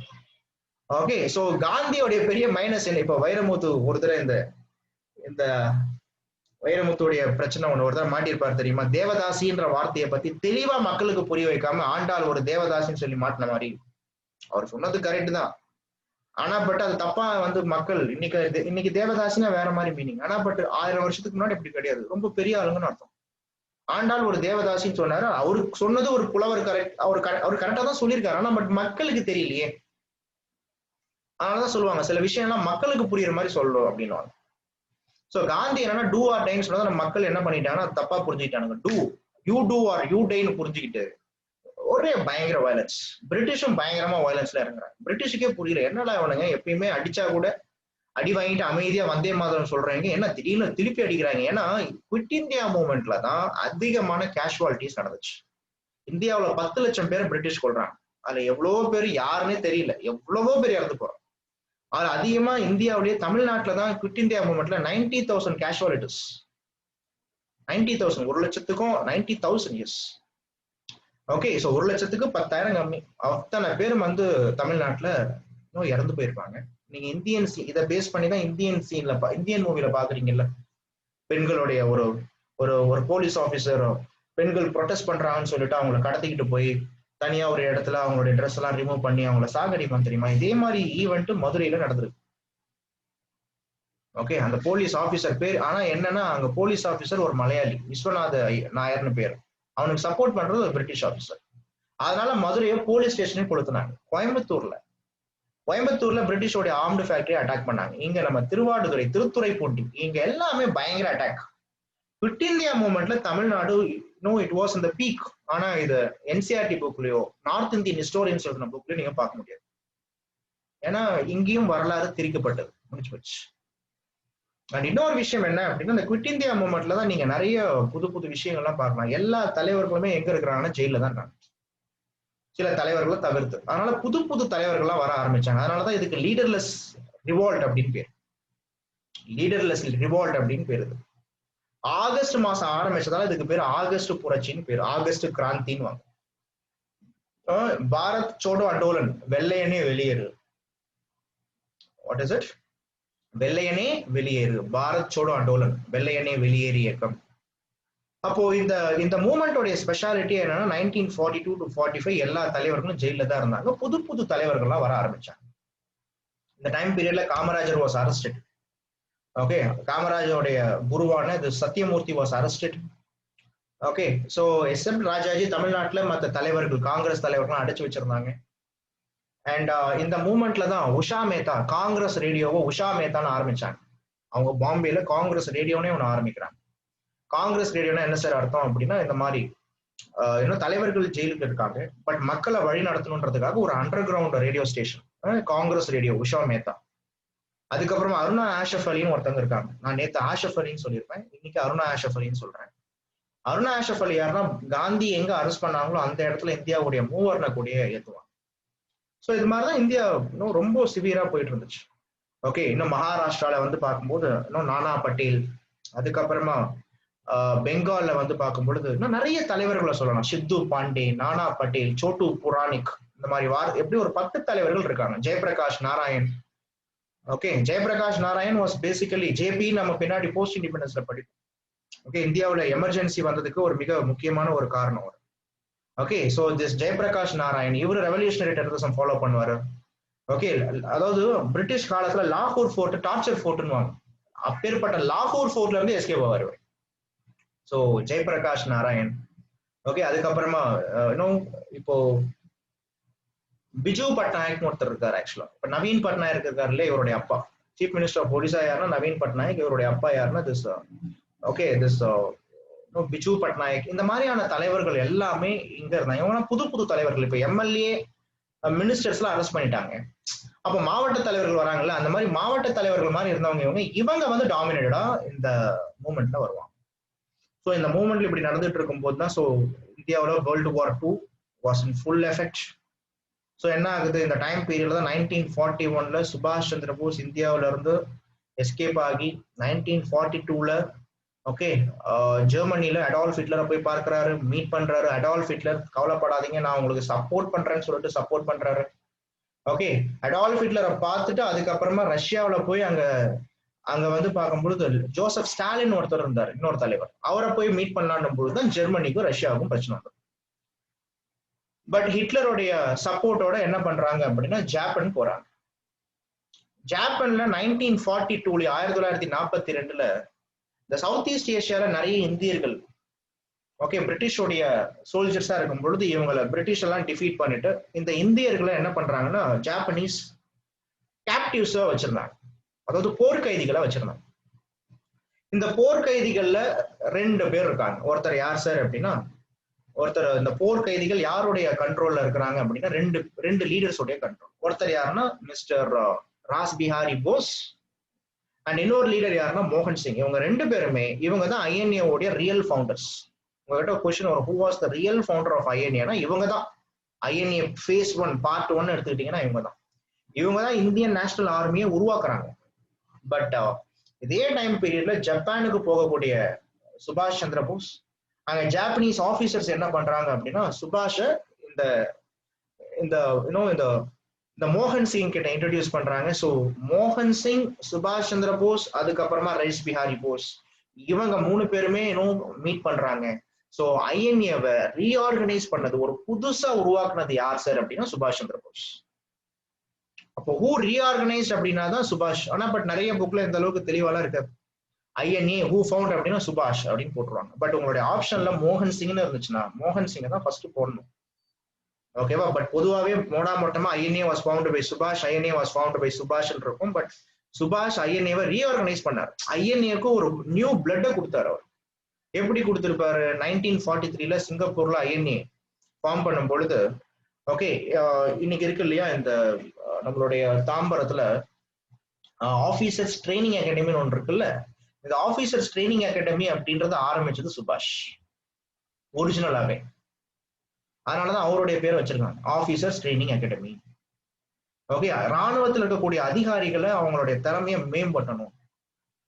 சுபாஷ் என்ன பண்றாரு அப்படின்னு பார்க்கும்பொழுது எக்ஸாக்டா இந்த இயர் ஆஃப் ஜூலை 1943, ஓகே, முதல்ல ஓகே ஒரு ரெவல்யூஷனரி ஆர்மி ஐஎன்ஏல விமென்ஸை பார்க்கும்பொழுது ஜாயின் பண்றாரு. அதுதான் என்ன ரெஜிமெண்ட் அப்படின்னா Rani Lakshmi Bai regiment. Okay, Rani Lakshmi Bai regiment was formed in 1943 July. And other regiment name was called Gandhi Regiment, Nehru Regiment, Azad Regiment. இங்க பாருங்க சுபாஷோடைய பெரிய மனசு. காந்திக்கும் அவருக்கும் பர்சனலாவே எந்த பிரச்சனையும் கிடையாது. பட் அரசியல்ல நிரந்தர எதிரிகளும் அல்ல, நிரந்தர நண்பர்களும் அல்லன்னு சொல்லிட்டு காந்தி அவருடைய ரெஜிமெண்ட்டுக்கு பேர் என்ன? காந்தி ரெஜிமெண்ட். இன்னொன்னு நேரு அவருடைய க்ளோஸ் ஃப்ரெண்ட் நேரு ரெஜிமெண்ட். இன்னொன்னு சந்திரசேகர் ஆசாத் ரெஜிமெண்ட், ஆசாத் ரெஜிமெண்ட். இதெல்லாம் நேம். இன்னொன்னு சுபாஷ் ரெஜிமெண்ட், அதுக்கப்புறமா ராணி லட்சுமிபாய் ரெஜிமெண்ட். ஸோ ஜாப்பனீஸோடைய துணையோட ஐஎன்ஏ என்ன ஆகுது அப்படின்னா இந்த டேட் ரொம்ப இம்பார்ட்டன்ட். மார்ச் மாசம் 18ஆம் தேதி 1944 பர்மா பார்டரை கிராஸ் பண்ணி இந்தியாக்குள்ளார ஐஎன்ஏ வருது. இம்பால் பிளைன்ஸ்ல ஐஎன்ஏ வரும்பொழுது பயங்கரமான ஃபைட்டு. ஸோ ஐஎன்ஏ சோல்ஜர்ஸ் வேர் ஆல் லாஸ்ட். சொல்ல போனா தே வேர் ஆல் டிஃபீட்டட். ஏன்னா பிரிட்டிஷோடைய வலிமை ரொம்ப அதிகமா இருந்துச்சு. Okay, INA was particularly devastated. இந்த சமயத்துல ஜாப்பனீஸ் கொடுக்க வேண்டிய சப்போர்ட்டை கொடுக்கல, அவனுங்க ஓடி போயிட்டானுங்க. காரணம் என்னன்னா அங்க Benito Mussolini was close, Adolf Hitler கிட்ட சப்போர்ட் வரல, ஜாப்பனீஸ் எஸ்கேப் ஆயாச்சு. தனியா நின்று என்ன பண்றாங்கன்னா மோதுறாங்க. ஆனா பட் இன்னும் தனியா நின்று மோதும் போது நிறைய பேர் தப்பா நினைப்பாங்க. 1000 ஆடு இருக்குங்க, 1000 ஆடு இருக்கும். ஒரு புலியை பார்த்துச்சுன்னு வச்சுக்கோங்களேன், அந்த 1000 ஆடு என்ன பண்ணும் அப்படின்னா அப்படி சிதறி அடிச்சுட்டு போடும். That is what we call it as mind set. Okay, வீரன் என்னைக்குமே வீரம் தான். ஓகே, சோ இங்க என்ன ஆச்சு அப்படின்னா சுபாஷோடைய INA it entered into Nepal. They know that they will lose, but சண்டை போடணும், சண்டை செய்யணும்ன்ற மாதிரி என்ட்ரி ஆகுறாங்க. But they were all finally devastated. அப்படி யாரெல்லாம் மீதி உயிரோடு இருந்தாங்களோ அவங்க எல்லாரையுமே அரெஸ்ட் பண்ணி டெல்லியில இருக்கக்கூடிய செங்கோட்டையில பிரிட்டிஷ் அரெஸ்ட் பண்ணிடலாம். அதுல மிக முக்கியமா 3 லீடர்ஸ் இருக்காங்க. ஷா நவாஸ் கான், இன்னொருத்தர் நேம் என்ன அப்படின்னா குருபக்ஷ் தில்லன் அண்ட் பிரேம்குமார் ஷெஹால். இந்த 3 தலைவர்களுடைய பேரும் இம்பார்ட்டன்ட். இந்த 3 தலைவர்களுமே ஐஎன்ஏ உடைய மேஜர்ஸ், போர் வீரர்கள். ஓகே, முக்கியமா மேஜர்ஸ், கவர்னர், மேஜர் ஜெனரல். இவங்க 3 பேருமே. ஷா நவாஸ் கான் முஸ்லிம், குருபக்ஷ் தில்லன் இவர் ஒரு பஞ்சாபி சீக். இன்னொருத்தர் யாருன்னா பிரேம்குமார் ஷெஹால், PK ஷெஹால்னு படிப்பீங்க. இவங்க 3 பேர், ஒரு ஹிந்து, ஒரு முஸ்லிம், ஒரு சீக். இவங்க 3 பேர் கீழே ஒர்க் பண்ண எல்லா சோல்ஜர்ஸ், மீதி போர்ல சண்டை போட்டு இறந்து போய் மீதி யாரெல்லாம் இருந்தாலும் அவனை எல்லாரையுமே 1944லயே டெல்லியில என்ன பண்றாங்கன்னா செங்கோட்டையில அவங்கள அரெஸ்ட் பண்ணிட்டாங்க. அதுல மோர் தென் 17,000 பீப்புள்ஸ் விட்டு எல்லாரையுமே டெல்லி செங்கோட்டையில தான் பிரிட்டிஷ் வச்சிருந்தான். ஓகேவா? அவங்களை எப்ப ரிலீஸ் பண்ண போறான்னா வேர்ல்டு வார் 2 முடிஞ்ச பிறகுதான் ரிலீஸ் பண்ண போறான். சுபாஷ் பிளேன் கிராஷ்ல இறந்து போனதா சொல்றாங்க. தாய்வான்ல பிளேன்ல பறந்துட்டு இருக்கும் போது இறந்து போனதா சொல்றாங்க. ஆனா but there are so many conspiracy theory was there. சில பேர் சுபாஷ் இறந்து போல, ஓகே, பிரிட்டிஷ் சுபாஷா கேப்சர் பண்ணிட்டாங்க, ஓகே, பின்னாடி ரஷ்யா கூப்பிட்டு போயிட்டாங்க. சில பேர் என்ன சொல்றாங்கன்னா, இல்ல சுபாஷ் நேபாள்ல இருந்தாரு, சுபாஷ் இந்தியன் பாலிடிக்ஸ்ல வரவிடாத மாதிரி அவரை பண்ணிட்டாங்க. இந்த மாதிரி நிறைய கான்ஸ்பிரசி தியரிஸ் இருக்கு. ஓகே, அதெல்லாம் ஒரு தனி கதை. பட் ஹிஸ்டரி நமக்கு என்ன சொல்லுச்சுன்னா, சுபாஷ் tight in plane crash. Okay, இன்னைக்கு காந்திக்கு ஈக்குவலா இருக்கக்கூடிய சுபாஷ் சொல்ல போனா ரெண்டு பேருக்குமே தேசத்து மேல பற்றுதான். ஆனா பட் ஒருத்தர் எடுத்துக்கிட்டது மாடரேட் வே, இன்னொரு எடுத்துக்கிட்டது எக்ஸ்ட்ரீமிஸ்ட் வே. ஒரு அல்டிமேட்டான ஒரு விஷயம் என்னன்னா, காந்திக்கு தேசப்பிதான்னு டைட்டில் கொடுத்ததே சுபாஷ் தான்.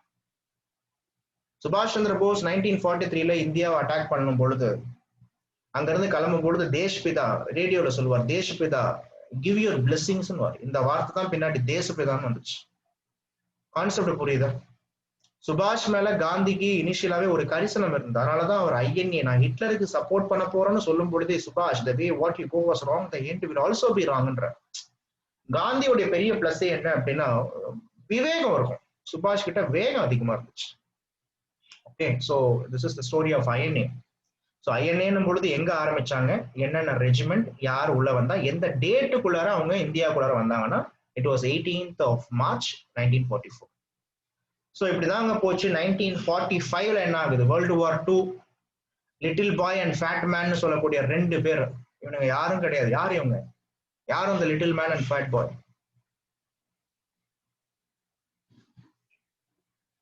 ஜப்பான் மேல போட்டுக்கிட்ட ஆட்டம் பாம் சார். அதுக்கு ராமசாமி கந்தசாமின்னு பேர் வச்சிருக்கலாம். அது ஏன் லிட்டில் பாய் ஃபேட் மேன்? ஏன் பாம் நேம்? ஏன் அதுக்கு லிட்டில் பாய்? ஏன்னா பேர் வச்சிருக்கலாம்ல. த்ரிஷா நயன்தாரான்னு பேர் வச்சிருக்கலாம். ஓகே, வேற எதனா பேர் வச்சிருக்கலாம். Very good Ilamathi. Little boy is nothing but அமெரிக்காவுடைய பிரசிடென்ட் ஜோசப் ட்ரூமேனோடைய பேர் தான். அவர் பார்க்கறதுக்கு ரொம்ப குள்ளமா இருப்பாரு. ஓகே, லிட்டில் பாய் குள்ளமா இருப்பாரு, சப்பையா இருப்பாரு. பட் ஃபேட் மேன் யார் சார்னா நம்மளுடைய வின்ஸ்டன் சர்ச்சில். ஓகே, அவங்க ரெண்டு பேரும் நாங்க இருக்கிறோன்றதுக்காக தான் யூனோ ஜாப்பனீஸ் 1941 December 7, ஓகே, அமெரிக்காவுடைய ஹவாய் ஐலாண்ட்ல இருக்கக்கூடிய அமெரிக்கன் ஷிப்பான யூஎஸ் அரிசோனா மேல பாம்பு போடுறாங்க. 3000 பேர்கிட்ட இறந்துட்டாங்க. ஸோ அதுக்கு பழிவாக தான் இந்த ரெண்டு பேர் நேமும் இங்க வந்துச்சு.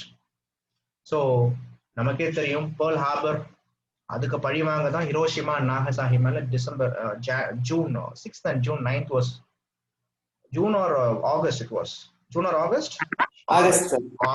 August 6th and August 9th. So finally the chapter was closed. So இதுக்கு அப்புறமா தான் இங்க லீடர்ஸை ரிலீஸ் பண்றாங்க. ஏன்னா இந்த டைம் பீரியட்ல 1943 வரைக்கும் தான் வைஸ்ராய் லின்லித்கோ வாஸ் பிரசன்ட். 1943 இருந்து 47 வரைக்கும், 47 பிப்ரவரி வரைக்கும் இருக்கிறது யாருன்னா வைஸ்ராய் வேவல். இந்த வேவல் என்ன பண்றாருன்னா, சரி ஒன்ஸ் இண்டிபெண்டன்ஸ் இங்க, அதாவது ஒன்ஸ் வேர்ல்டு வார் 2 முடிஞ்ச உடனே யுனைடெட் நேஷன் ஆர்கனைசேஷன் வருது. World was divided into bipolar, US base, USSR supported by socialism, communism, US is supported by capitalism. அப்போ டீகாலனைசேஷன் வருது. ஓகே, யுனைடெட் நேஷன்ஸ் உடைய பெரிய அஜெண்டாவே என்ன அப்படின்னா, உலகத்துல இன்னொரு ஒரு உலக போர் வரக்கூடாது. The world should always be in the peace. Okay, so piece keeping mechanism தான் என்னன்னா யுஎன் ஓடுது. அதனால டீகாலனைசேஷன் என்னன்னா காரணம் என்ன, இந்த உலக போர்ல 2 கோடி பேர் கிட்ட செத்து போயிட்டான்ப்பா. ஹிட்லராலேயே 1.5 கோடி பேர் கிட்ட செத்து போயிருக்கான். அப்ப இவ்வளவு பேர் இறந்து போனதுக்கு காரணம் என்னன்னு யோசிக்கும் போது ஒண்ணுமே கிடையாது. It's the quest for power. நீ பெரியாளா, நாம் பெரியாளா, ஊநாடு பெரியாளா, ஏன் நாடு பெரிய நாடா, உன் பிசினஸ் பெருசா, ஏன் பிசினஸ் பெருசா? சோ இதுக்கெல்லாம் காரணம் என்னன்னா இந்த கலோனியலிசம், இம்பீரியலிசம், இதெல்லாம் ஒழிச்சு காட்டணும்னு சொல்லிட்டு என்ன பண்றாங்க அப்படின்னா, என்னதான் யூகே பிரான்ஸ் தான் ஜெயிச்சிருந்தாலும் they lost. ஏன் அப்படின்னா economically these countries faced so much of sufferings. என்ன அல்டிமேட்னா, உலக போர்ல ஜெயிச்சது என்னவோ இங்கிலாந்து தான். இங்கிலாந்து ஜெயிச்ச வைக்கிறது காரணம் என்னன்னா வின்ஸ்டன் சர்ச்சிலோடைய ராஜதந்திரம். பட் அப்பேற்பட்ட வின்ஸ்டன் சர்ச்சிலேயே 1945 நடக்கக்கூடிய எலெக்ஷன்ல தோக்கடிக்கிறாங்க இங்கிலாந்து மக்கள். அதான் இங்கிலாந்து மக்கள் அரசியலே அதான். எப்படி காமராஜரை தோக்கடிச்சாங்களோ அதே மாதிரிதான். நீ வின்ஸ்டன் சர்ச்சில் மாறு தட்டிக்கலாம். நான் உலக போர்ல இங்கிலாந்தை பார்க்கும்பொழுது 1940 இங்கிலாந்து பீப்புள் ரொம்ப டிமோரலைஸ் ஆயிருந்தாங்க. டிமாரலைஸ் ஆன இங்கிலாந்து பீப்புள அடால்ஃப் ஹிட்லர்லாம் ஒரு ஆளே கிடையாது, பாத்துக்கலாம், நாங்க எங்க வேணாலும் சண்டை போடுவோம், வானில் சண்டை போடுவோம், ஓகே, நிலத்துல சண்டை போடுவோம், ஓகே, எங்களுடைய தெருவுல சண்டை போடுவோம், நாங்க வந்து பார்க்கும் பொழுது ஷோர்ல சண்டை போடுவோம், ஓகே, சோ ஸ்பேஸ்ல சண்டை போடுவோம், எங்க வேணாலும் சண்டை போடுவோம், ஆனா சண்டை போடுவோம் அப்படின்னு வர. ஓகே, சோ இந்த மாதிரி மக்களை டிமாரலைஸா இருக்கும்போது மாரலைஸ் அவங்கள வந்து ஒரு மக்களுடைய மனசை ஒரு திடப்படுத்தினது யாருன்னா வின்ஸ்டன் சர்ச்சில். ஆனா அப்பேற்பட்ட வின்ஸ்டன் சர்ச்சிலேயே மக்கள் ரொம்ப கேவலமா தோக்கடிக்க வச்சாங்க. 1945 எலெக்ஷன்ல conservative party was gone, labour party came. லேபர் பார்ட்டியோட ஹெட் யாருன்னா கிளிமெண்ட் அட்லி. இவர் இங்க இருக்கக்கூடிய வைஸ்ராய் கிட்ட சொல்றாரு, யோ வேவல் எதனா பண்ணு அப்படின்னும் பொழுது இந்த வேவல் என்ன பண்றாருன்னா அந்த பாகிஸ்தான் வரும்லாம் சொல்லல, வேவல் ஒரு புது பிளான் ஒண்ணு கொடுக்குறாரு. ஓகே, அதுக்கு பேரே என்னன்னா Wavell plan or Shimla conference. But இந்த வேவல் பிளான் ஆர் சிம்லா கான்ஃபரன்ஸ்ல அவர் சொன்னது என்னன்னா, இல்ல இப்போ ஏற்கனவே இந்தியாவுக்குன்னு ஒரு அரசியல் அமைப்பை உருவாக்குவோம், அந்த அரசியல் அமைப்புல ஹிந்துஸ், முஸ்லிம்ஸ், அன்டச்சபிள்ஸ் இவங்க எல்லாருமே இருக்கும், நீங்க எல்லாருமே இந்தியன்ஸாவே இருங்க, ஆனா பட் பிரிட்டிஷ் கவர்னர் ஜெனரலா இருப்பாரு, பிரிட்டிஷ் ராணி தான் ஹெட். ஓகே, சோ அதுவும் ministry of defence, ministry of external communication British கிட்ட தான் இருக்கும், மற்றபடி நீங்களே எல்லாம் வச்சுக்கோங்க. அப்போ இதுவும் வந்து பார்க்கும்பொழுது it's a kind of, because British crown இருப்பாங்களாம், செக்ரட்டரி ஆஃப் ஸ்டேட் இருப்பாராம், இங்க வைஸ்ராய் இருப்பாராம், வைஸ்ராய் கீழே வந்து பார்க்கும்பொழுது டிஃபென்ஸ், எக்ஸ்டர்னல் அஃபேர்ஸ் எல்லாமே அவங்க கண்ட்ரோல் தான். பட் ரிமைனிங் பவர்ஸ் மட்டும் இந்தியன்ஸ் கிட்ட கொடுப்போம் அப்படின்னும் பொழுது இதை முஸ்லீம் லீகும் ஒத்துக்கல. ஐ வாண்ட் பாகிஸ்தான் அப்படின்றாரு முகமது அலி ஜின்னா. 1940க்கு மேலே நீங்க முகமது அலி ஜின்னா கிட்ட போய் காபி சாப்பிட்டீங்களா அப்படின்னா அவர் சொல்றது என்னன்னா ஐ வாண்ட் பாகிஸ்தான் தான் சொல்லுவார் அவர் ஆக்சுவலா. ஓகே, ஏன்னா சைக்காலஜிக்கலி ஹி வாஸ் அஃபெக்டட். ரொம்ப காந்தியை விட ரொம்ப தீவிரமான ஒரு அரசியல் கொள்கை கொண்டவர் ஜின்னா. வந்தா பாகிஸ்தான் தானே அப்படின்ற மாதிரி இருந்தவர் அவர் ஆக்சுவலா. ஸோ ஜின்னா ஒத்துக்கல. அண்ட் ஆல்சோ இங்க அது ஃபெயிலியர் ஆயிடுச்சு. Wavell plan was a failure. Wavell plan failure ஆன உடனே இந்தியாவில் என்ன நடக்குதுன்னா அடுத்த வருஷமே இந்த அதாவது வேவல் பிளானுக்கு முன்னாடியே காந்தி இந்த மாதிரி லீடர்ஸ் எல்லாம் ஜெயில இருக்கும்போது 1944 என்ன நடக்கும் அப்படின்னா ராஜாஜி முகமது அலி ஜின்னா கிட்ட ஒரு டீல் ஒண்ணு பேசுவார். ராஜாஜி காந்தியோடைய சப்போர்ட்டோட முகமது அலி ஜின்னா கிட்ட ஒரு டீல் ஒண்ணு பேசுவார். அது என்ன டீல் அப்படின்னா, இல்ல இந்தியாவை உடைக்க தேவையில்ல, பிரிக்க தேவையில்ல, முஸ்லிம்ஸ்க்கு தனி நாடு தேவையில்ல, ஆனா பட் ரிசர்வேஷன் வச்சுப்போம், we will have some kind of reservation. Okay, Muslims அதிகமா இருக்கக்கூடிய மாகாணங்கள்ல ரிசர்வேஷன் வச்சுப்போம். ஓகே, ரிசர்வேஷன் சில இடத்துல என்ன சூப்பரா சொல்லியிருப்பாருன்னா we will have some referendum அப்படின்னு ஒரு விதமான எலெக்ஷனை வச்சுப்போம், மக்கள் எதை சூஸ் பண்றாங்களோ மக்கள் சூஸ் பண்றதுக்கு ஏற்ற மாதிரி நம்ம நடத்துப்போம் அப்படின்னு. பட் அதெல்லாம் ஜின்னா ஒத்துக்க மாட்டார், அதெல்லாம் தேவையில்ல கிளம்புங்க அப்படின்னு. So Rajaji plan also a failure. CR பிளான்னாலும் ராஜாஜி பிளான்னாலும் அதே தான். ஸோ இதுக்கப்புறமா தான் 1945 தான் this Wavell plan was a failure. 1946 என்ன ஆகும் அப்படின்னா பிப்ரவரி மாசம் 1946 பிப்ரவரியில நம்மளுடைய பாம்பேல HMIS தல்வார் அப்படின்னு சொல்லக்கூடிய ஒரு பெரிய ஷிப் ஒன்று இருக்கும். HMIS சில்வார், HMIS Talwar. தல்வார்னா கத்தின்னு அர்த்தம். ஆனா பட் அவங்க ஒரு பெரிய நேவல் ஃபிளீட்டுக்கு என்ன பண்ணுவாங்கன்னா HMIS அப்படின்ற பேர் வச்சிருப்பாங்க. HMISனா என்ன அர்த்தம்னா ஹிஸ் மெஜஸ்டி இந்தியன் ஷிப் அப்படின்னு அர்த்தம். HMIS தல்வார் அப்படின்ற பேரு. இந்த ஷிப்ல நிறைய ரேஷியல் டிஸ்கிரிமினேஷன் நடக்கும், சேலரி தர மாட்டாங்க, இந்தியன் சொல்லப்போனா அங்க இருக்கக்கூடிய இந்தியன் நேவல் ரேட்டிங்ஸை கரெக்டா ட்ரீட் பண்ண மாட்டாங்க. ஸோ ரொம்ப ரேஷியா இன பாகுபாடு இருக்கும்போது அங்க இருக்கக்கூடிய நேவல் ரேட்டிங்ஸ் பிரச்சனை பண்ண ஆரம்பிப்பாங்க, ப்ரொடெஸ்ட் பண்ண ஆரம்பிப்பாங்க. ப்ரொடெஸ்ட் பாம்பேல ஆரம்பிச்ச ப்ரொடெஸ்ட் பக்கத்து ஷிப்ல ஸ்ப்ரெட் ஆகும். பாம்பேல இருந்து அதுக்கப்புறமா கொச்சின்ல இருந்து விசாகப்பட்டினம் அதுக்கப்புறமா கல்கத்தா. அண்ட் நேவில மட்டுமே இருக்கக்கூடிய அந்த கம்யூனிகேஷன் பின்னாடி எங்க ஆயிடும் அப்படின்னா ஏர்ஃபோர்ஸும் இதுல வந்து ஜாயின் பண்ணிப்பாங்க. அப்போ பிரிட்டிஷ் 1857க்கு அப்புறமா பிரிட்டிஷுக்கு ரொம்ப நாயா உழைச்சது யாருன்னா இங்க இருக்கக்கூடிய ஆர்மி, இங்க இருக்கக்கூடிய நேவி, இங்க இருக்கக்கூடிய ஏர்ஃபோர்ஸ். ஆனா இவங்களே இப்ப நம்மளை எதிர்க்கிறாங்கன்றது பிரிட்டிஷ் தெரிஞ்சுக்கிறதுட்டப்போ பிரிட்டிஷ் என்ன ரியலைஸ் பண்றாங்கன்னா இன்னமேட்டும் நம்ம பப்பு வேகாதுன்னு முடிவு பண்ணிடுறோம். இனிமேட்டு ஒன்றும் பண்ண முடியாது. Okay, already World War II was over. ஒரு பக்கம் இஸ்ரேல் பாலஸ்தீன் பிரச்சனை ஆரம்பிச்சிட்டானுங்க. ஓகே, ஸோ இஸ்ரேல் பாலஸ்தீன் பிரச்சனை தனி கதை. ஸோ இந்த மாதிரி உலகம் ஃபுல்லா பிரச்சனையா இருக்கு, டீகாலனைசேஷன் நடந்துட்டு இருக்கு. இப்போ இன்னமேட்டும் பவரால அதிகாரத்தால இந்தியாவை நம்ம ஆளணும்னு நினைக்கிறது முட்டாள்தனம். அதனால இந்தியன்ஸுக்கு இண்டிபெண்டன்ஸ் கொடுத்துருவோம் முடிவு பண்றாங்க. இந்த இண்டிபெண்டன்ஸ் கொடுக்கறதுக்கு முன்னாடி இந்த பாகிஸ்தான் பிரச்சனை வருமா வராதா, ஓகே, இந்தியாவில் அரசியலமைப்பு சட்டம் ஏற்றலாமா வேண்டாமா, இந்தியாவுக்கு மியூச்சுவல் டிரான்ஸ்ஃபர் ஆஃப் பவர் அப்படின்றத கொடுக்கணும் அப்படின்றதுக்காக பிரிட்டிஷோடைய கேபினெட் அமைச்சர்கள் ஒரு 3 பேர் இந்தியாவுக்கு வராங்க. இவங்க தான் என்னன்னா 1946 வந்த இந்த கேபினெட் மிஷன். யார் யாருன்னு கேட்பாங்க. இந்த கேபினெட் மிஷன் இந்தியாவுக்கு ஏன் இப்போ நிறைய பேர் சுதந்திரம் கொடுக்கறதுன்னு நினைச்சிட்டு இருக்காங்க. நம்ம கையில ஒரு புறாவை கொடுத்து பறக்க விட்டா சுதந்திரம் வந்துருச்சுன்னு. அப்படி கிடையாது. அது கிடையாது சுதந்திரம். சுதந்திரம்னா முதல்ல என்ன அப்படின்னா இண்டிபெண்டன்ஸ். அந்த இண்டிபெண்டன்ஸ்ன்றது என்னன்னா பிரிட்டிஷ் பீரியட்ல ஒரு டைப் ஆஃப் அட்மினிஸ்ட்ரேஷன்ன்றது இருக்கு, ஒரு விதமான அரசு இயங்கிட்டு இருக்கு. அந்த அரசு இந்த மாதிரியான அரசு இந்தியாவில இயங்கும் போது இந்த அரசு கிட்ட இருக்கக்கூடிய அதிகாரத்தை இந்த அரசு கிட்ட ஒப்படைக்கிறதுக்கு ஒரு ஒரு ஒரு உரிமை ஒண்ணு கொடுத்துருவாங்க. ஓகே, சோ இதுதான் என்னன்னா இண்டிபெண்டன்ஸ். இதுதானே சுதந்திரம். நாமளே ஆள்றன்றதான சுதந்திரம். இதுதான் கான்செப்ட். அப்போ இந்த மாதிரியான சிச்சுவேஷனை கிரியேட் பண்றதுக்காக தான் இங்கிலாந்துல இருக்கக்கூடிய cabinet ministers like A V Alexander, okay, Stafford Cripps and Cripps அவர் பேரு, Stafford Cripps and also mister Pethick Lawrence, இவங்க 3 பேருமே இந்தியாவுக்கு வருவாங்க.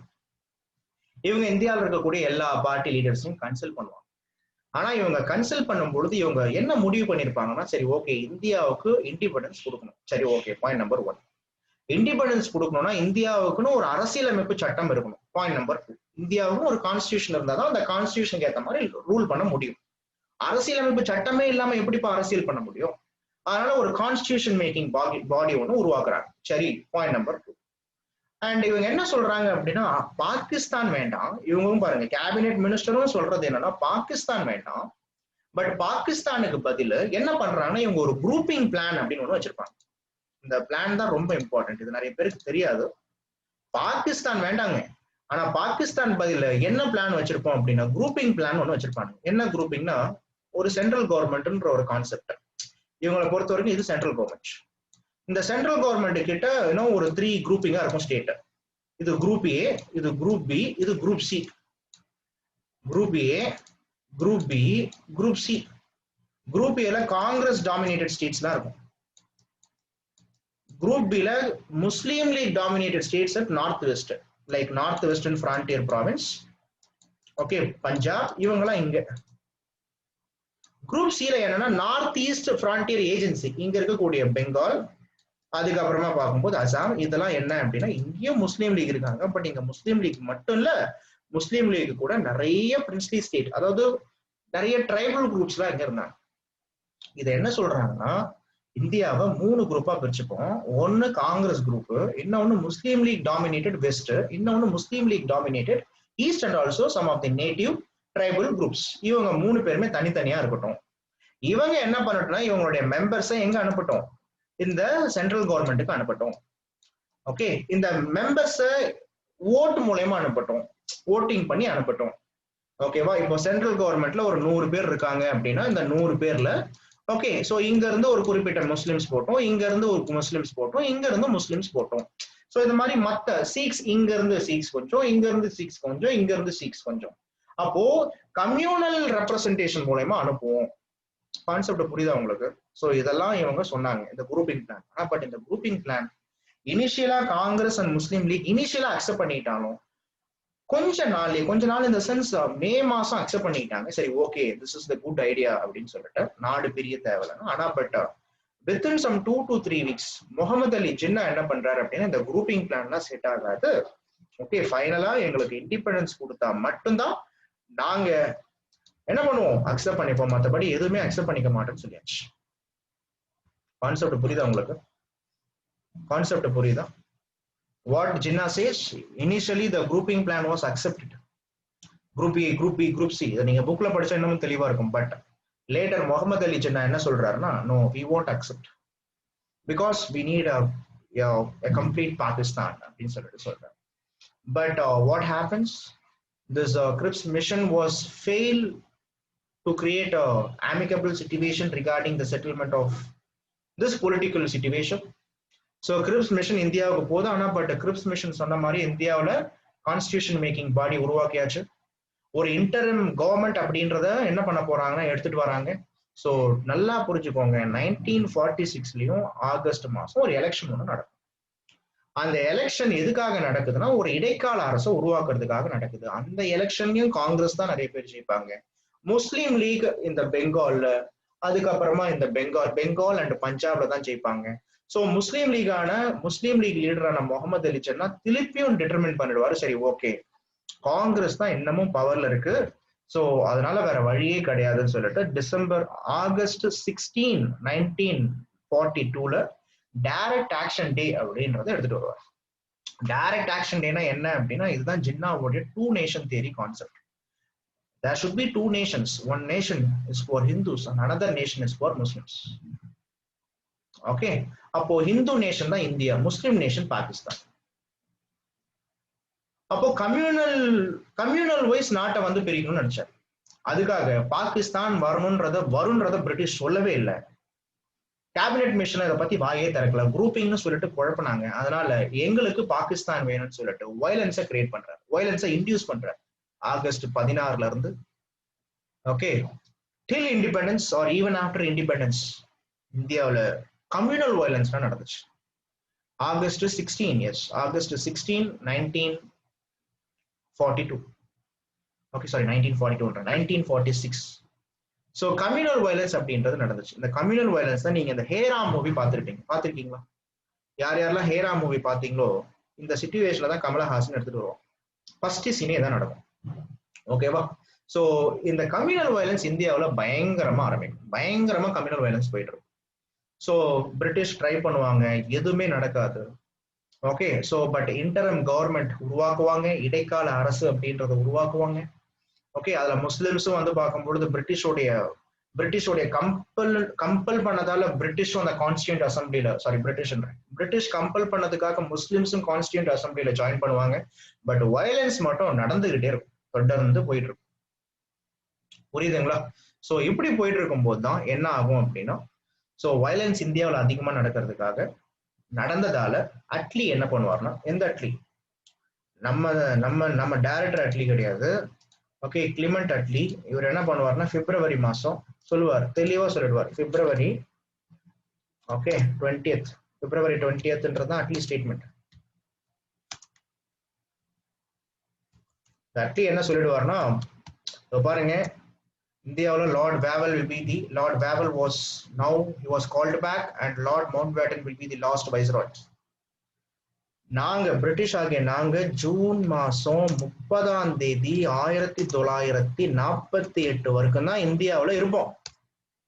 அதுக்குள்ளாரியே there should be a mutual transfer of power நடக்கணும். சப்போஸ் இதுக்குள்ளார மியூச்சுவல் டிரான்ஸ்ஃபர் ஆஃப் பவர் அப்படின்றது நடக்கல அப்படின்னா we will leave India as such. அப்படின்னா என்ன அர்த்தம்? இந்தியாவில அப்படியே விட்டு ஓடி போயிடுவோம். ஓகே, யார் சொல்றா? It was the statement of Attlee. இதான் அட்லி ஸ்டேட்மெண்ட். இப்படி அட்லி சொன்னதால மார்ச் மாசம் யார் வரா அப்படின்னா இந்தியாவுக்கு லார்ட் மவுண்ட் பேட்டன் வரார். லார்ட் மவுண்ட் பேட்டன் இந்தியாவுக்கு வந்தது எப்போ?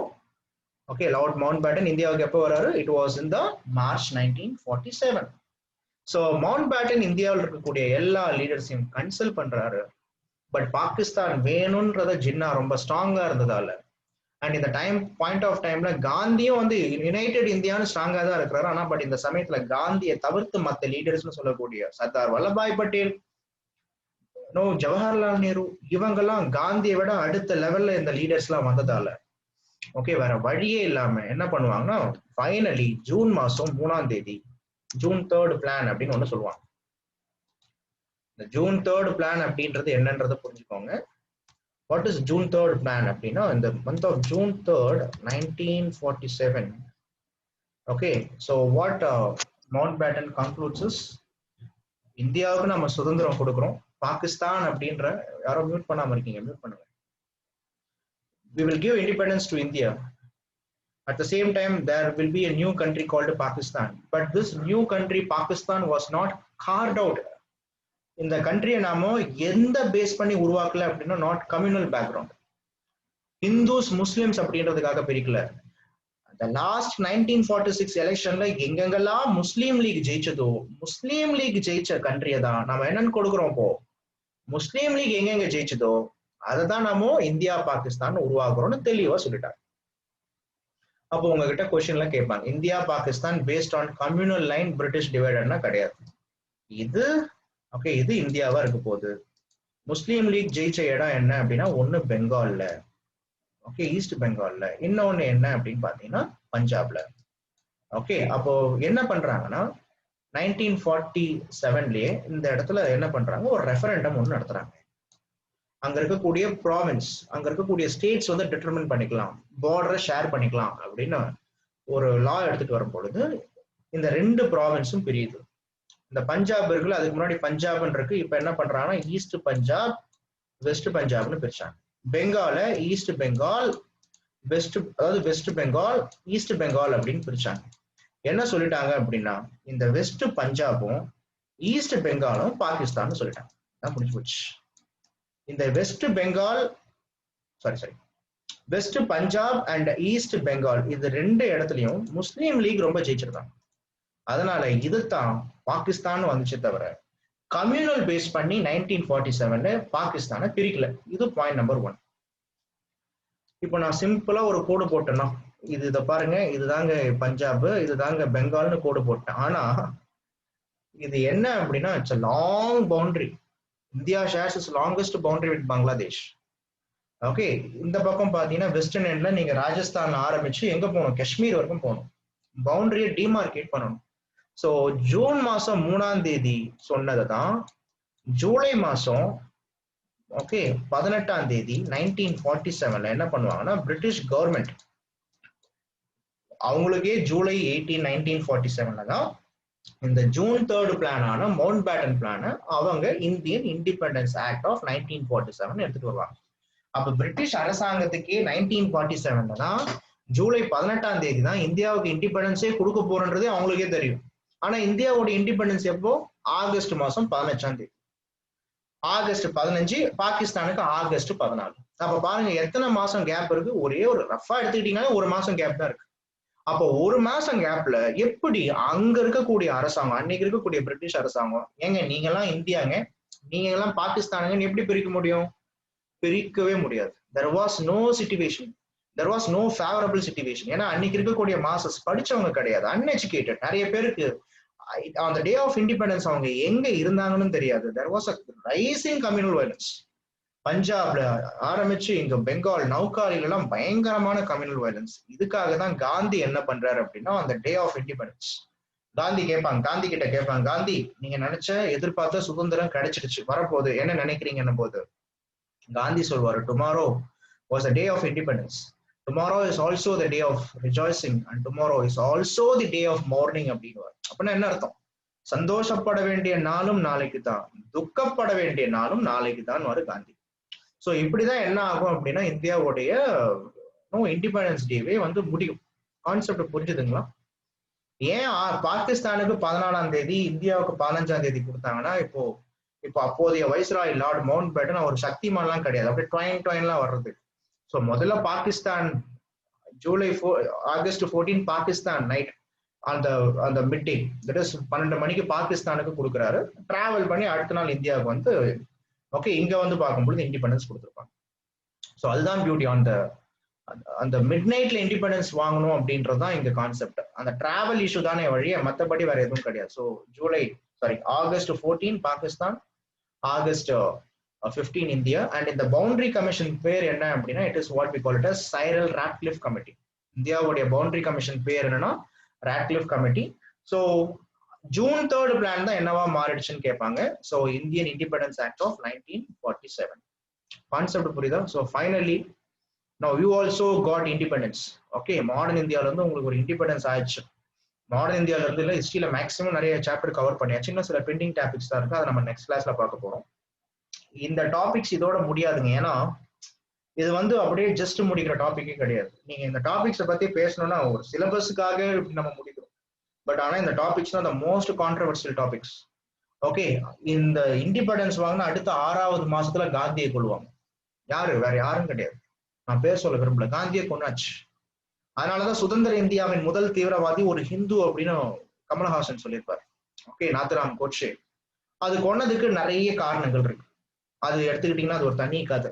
ஏன் காந்தி வந்து என்ன சொல்லுவாங்க அப்படின்னா, காந்தி பாகிஸ்தான் வந்ததுக்கு காரணமே காந்தி தான். ஏன்னா ஜூன் 3 பிளான காந்தி தான் லாஸ்டா சைன் பண்ணாருன்றான். ஓகே, ஆனா வேற வழி இல்லாம சைன் பண்ணிருப்பாரு. ஆனா பட் காந்தியால தான் பாகிஸ்தான் வந்துச்சுன்ற ஒரு கண்டெக்ஸ்ட்ல காந்தியை கொண்டிருப்பாங்க. ஆனா பட் காந்தியை கொல்றதுக்கு ஒரு நாத்துராம் கோட்சே ரெடி ஆகல. நிறைய பேர் காந்தியை கொல்ல பிளான் பண்ணாங்க. சொல்லப்போனா காந்திக்கு உளவுத்துறையே காந்தி உங்களுடைய உயிருக்கு ஆபத்துன்னும் பொழுது காந்தி அதை பத்திலாம் கவலையே பட மாட்டாரு. சில இடத்துல பாம்பு பிளாஸ்ட் ஆகும், காந்தி அதுல இருந்து எஸ்கேப்லாம் ஆவார். பட் போயிடுச்சு, முடிஞ்சு போச்சு. ஸோ இதான் விஷயம். இதுக்கப்புறமாவே இந்தியா வந்து என்னதான் இருந்தாலும் இன்னும் வி காட் இண்டிபெண்டன்ஸ். ஸோ இங்க நான் உங்கள்கிட்ட சொல்றது என்னன்னா, இப்போ காந்தி இப்போ நம்ம ஓரளவுக்கு நம்ம இந்தியன் ஹிஸ்டரியில இந்தியன் நேஷனல் மூவ்மெண்ட்ல நமக்கு குரோனாலஜி தெரியும். பொதுவா சொல்லுவாங்க இப்ப காந்தி நல்லவரா கெட்டவரா அப்படின்னும் பொழுது இன்னமும் உங்களுக்கு புரிஞ்சிருக்காது. சில இடத்துல நல்லவர் மாதிரி தெரிவாரு, சில இடத்துல கெட்டவர் மோசமானவர் மாதிரி தெரிவாரு. பட் பொதுவாவே காந்திய இங்க இன்னும் காந்திய ஃபாதர் ஆஃப் நேஷன் இங்க சொல்றதுக்கான காரணம் என்னன்னு பாத்தீங்கன்னா, இந்த கம்யூனல் வயலன்ஸ்லாம் நடக்கும் பொழுது பிரிட்டிஷ் கவர்மெண்டாலே எதுவும் முடியாது, ரொம்ப திணறுவாங்க. ஆனா பிரிட்டிஷ் கவர்மெண்டே திணறினாலும் காந்தி எங்கெங்கெல்லாம் கம்யூனல் வயலன்ஸ் நடக்குதோ அந்த இடத்துல அமைதியா உட்காந்து ப்ரொடெஸ்ட் பண்ணுவார், அமைதியா போய் ஃபாஸ்டிங் பண்ணுவார். இண்டிவிஜுவலா யாரையும் கூப்பிட்டுக்க மாட்டார், இண்டிவிஜுவலி ரோட்ல போய் உட்காந்துட்டு அமைதியா ஃபாஸ்டிங் பண்ணிட்டு இருப்பார். நமக்காக ஒரு ரெண்டு பேரும் சண்டை போட்டுட்டு இருப்பாங்க, இந்துஸ் முஸ்லிம்ஸ். ஒரு தாத்தா இப்படி உட்காந்து சைலண்டா இருக்கிறாரு, யாருன்னு பார்த்தா காந்தியா இருக்கும். ஸோ காந்தி முன்னாடி எல்லாமே ஆயுதத்தை போட்டு அமைதியா இருப்பாங்க. அதனாலதான் லார்ட் மவுண்ட் பேட்டன் சொல்லுவார், காந்தி ஓர ஒன் மேன் ஆர்மி அப்படின்னு.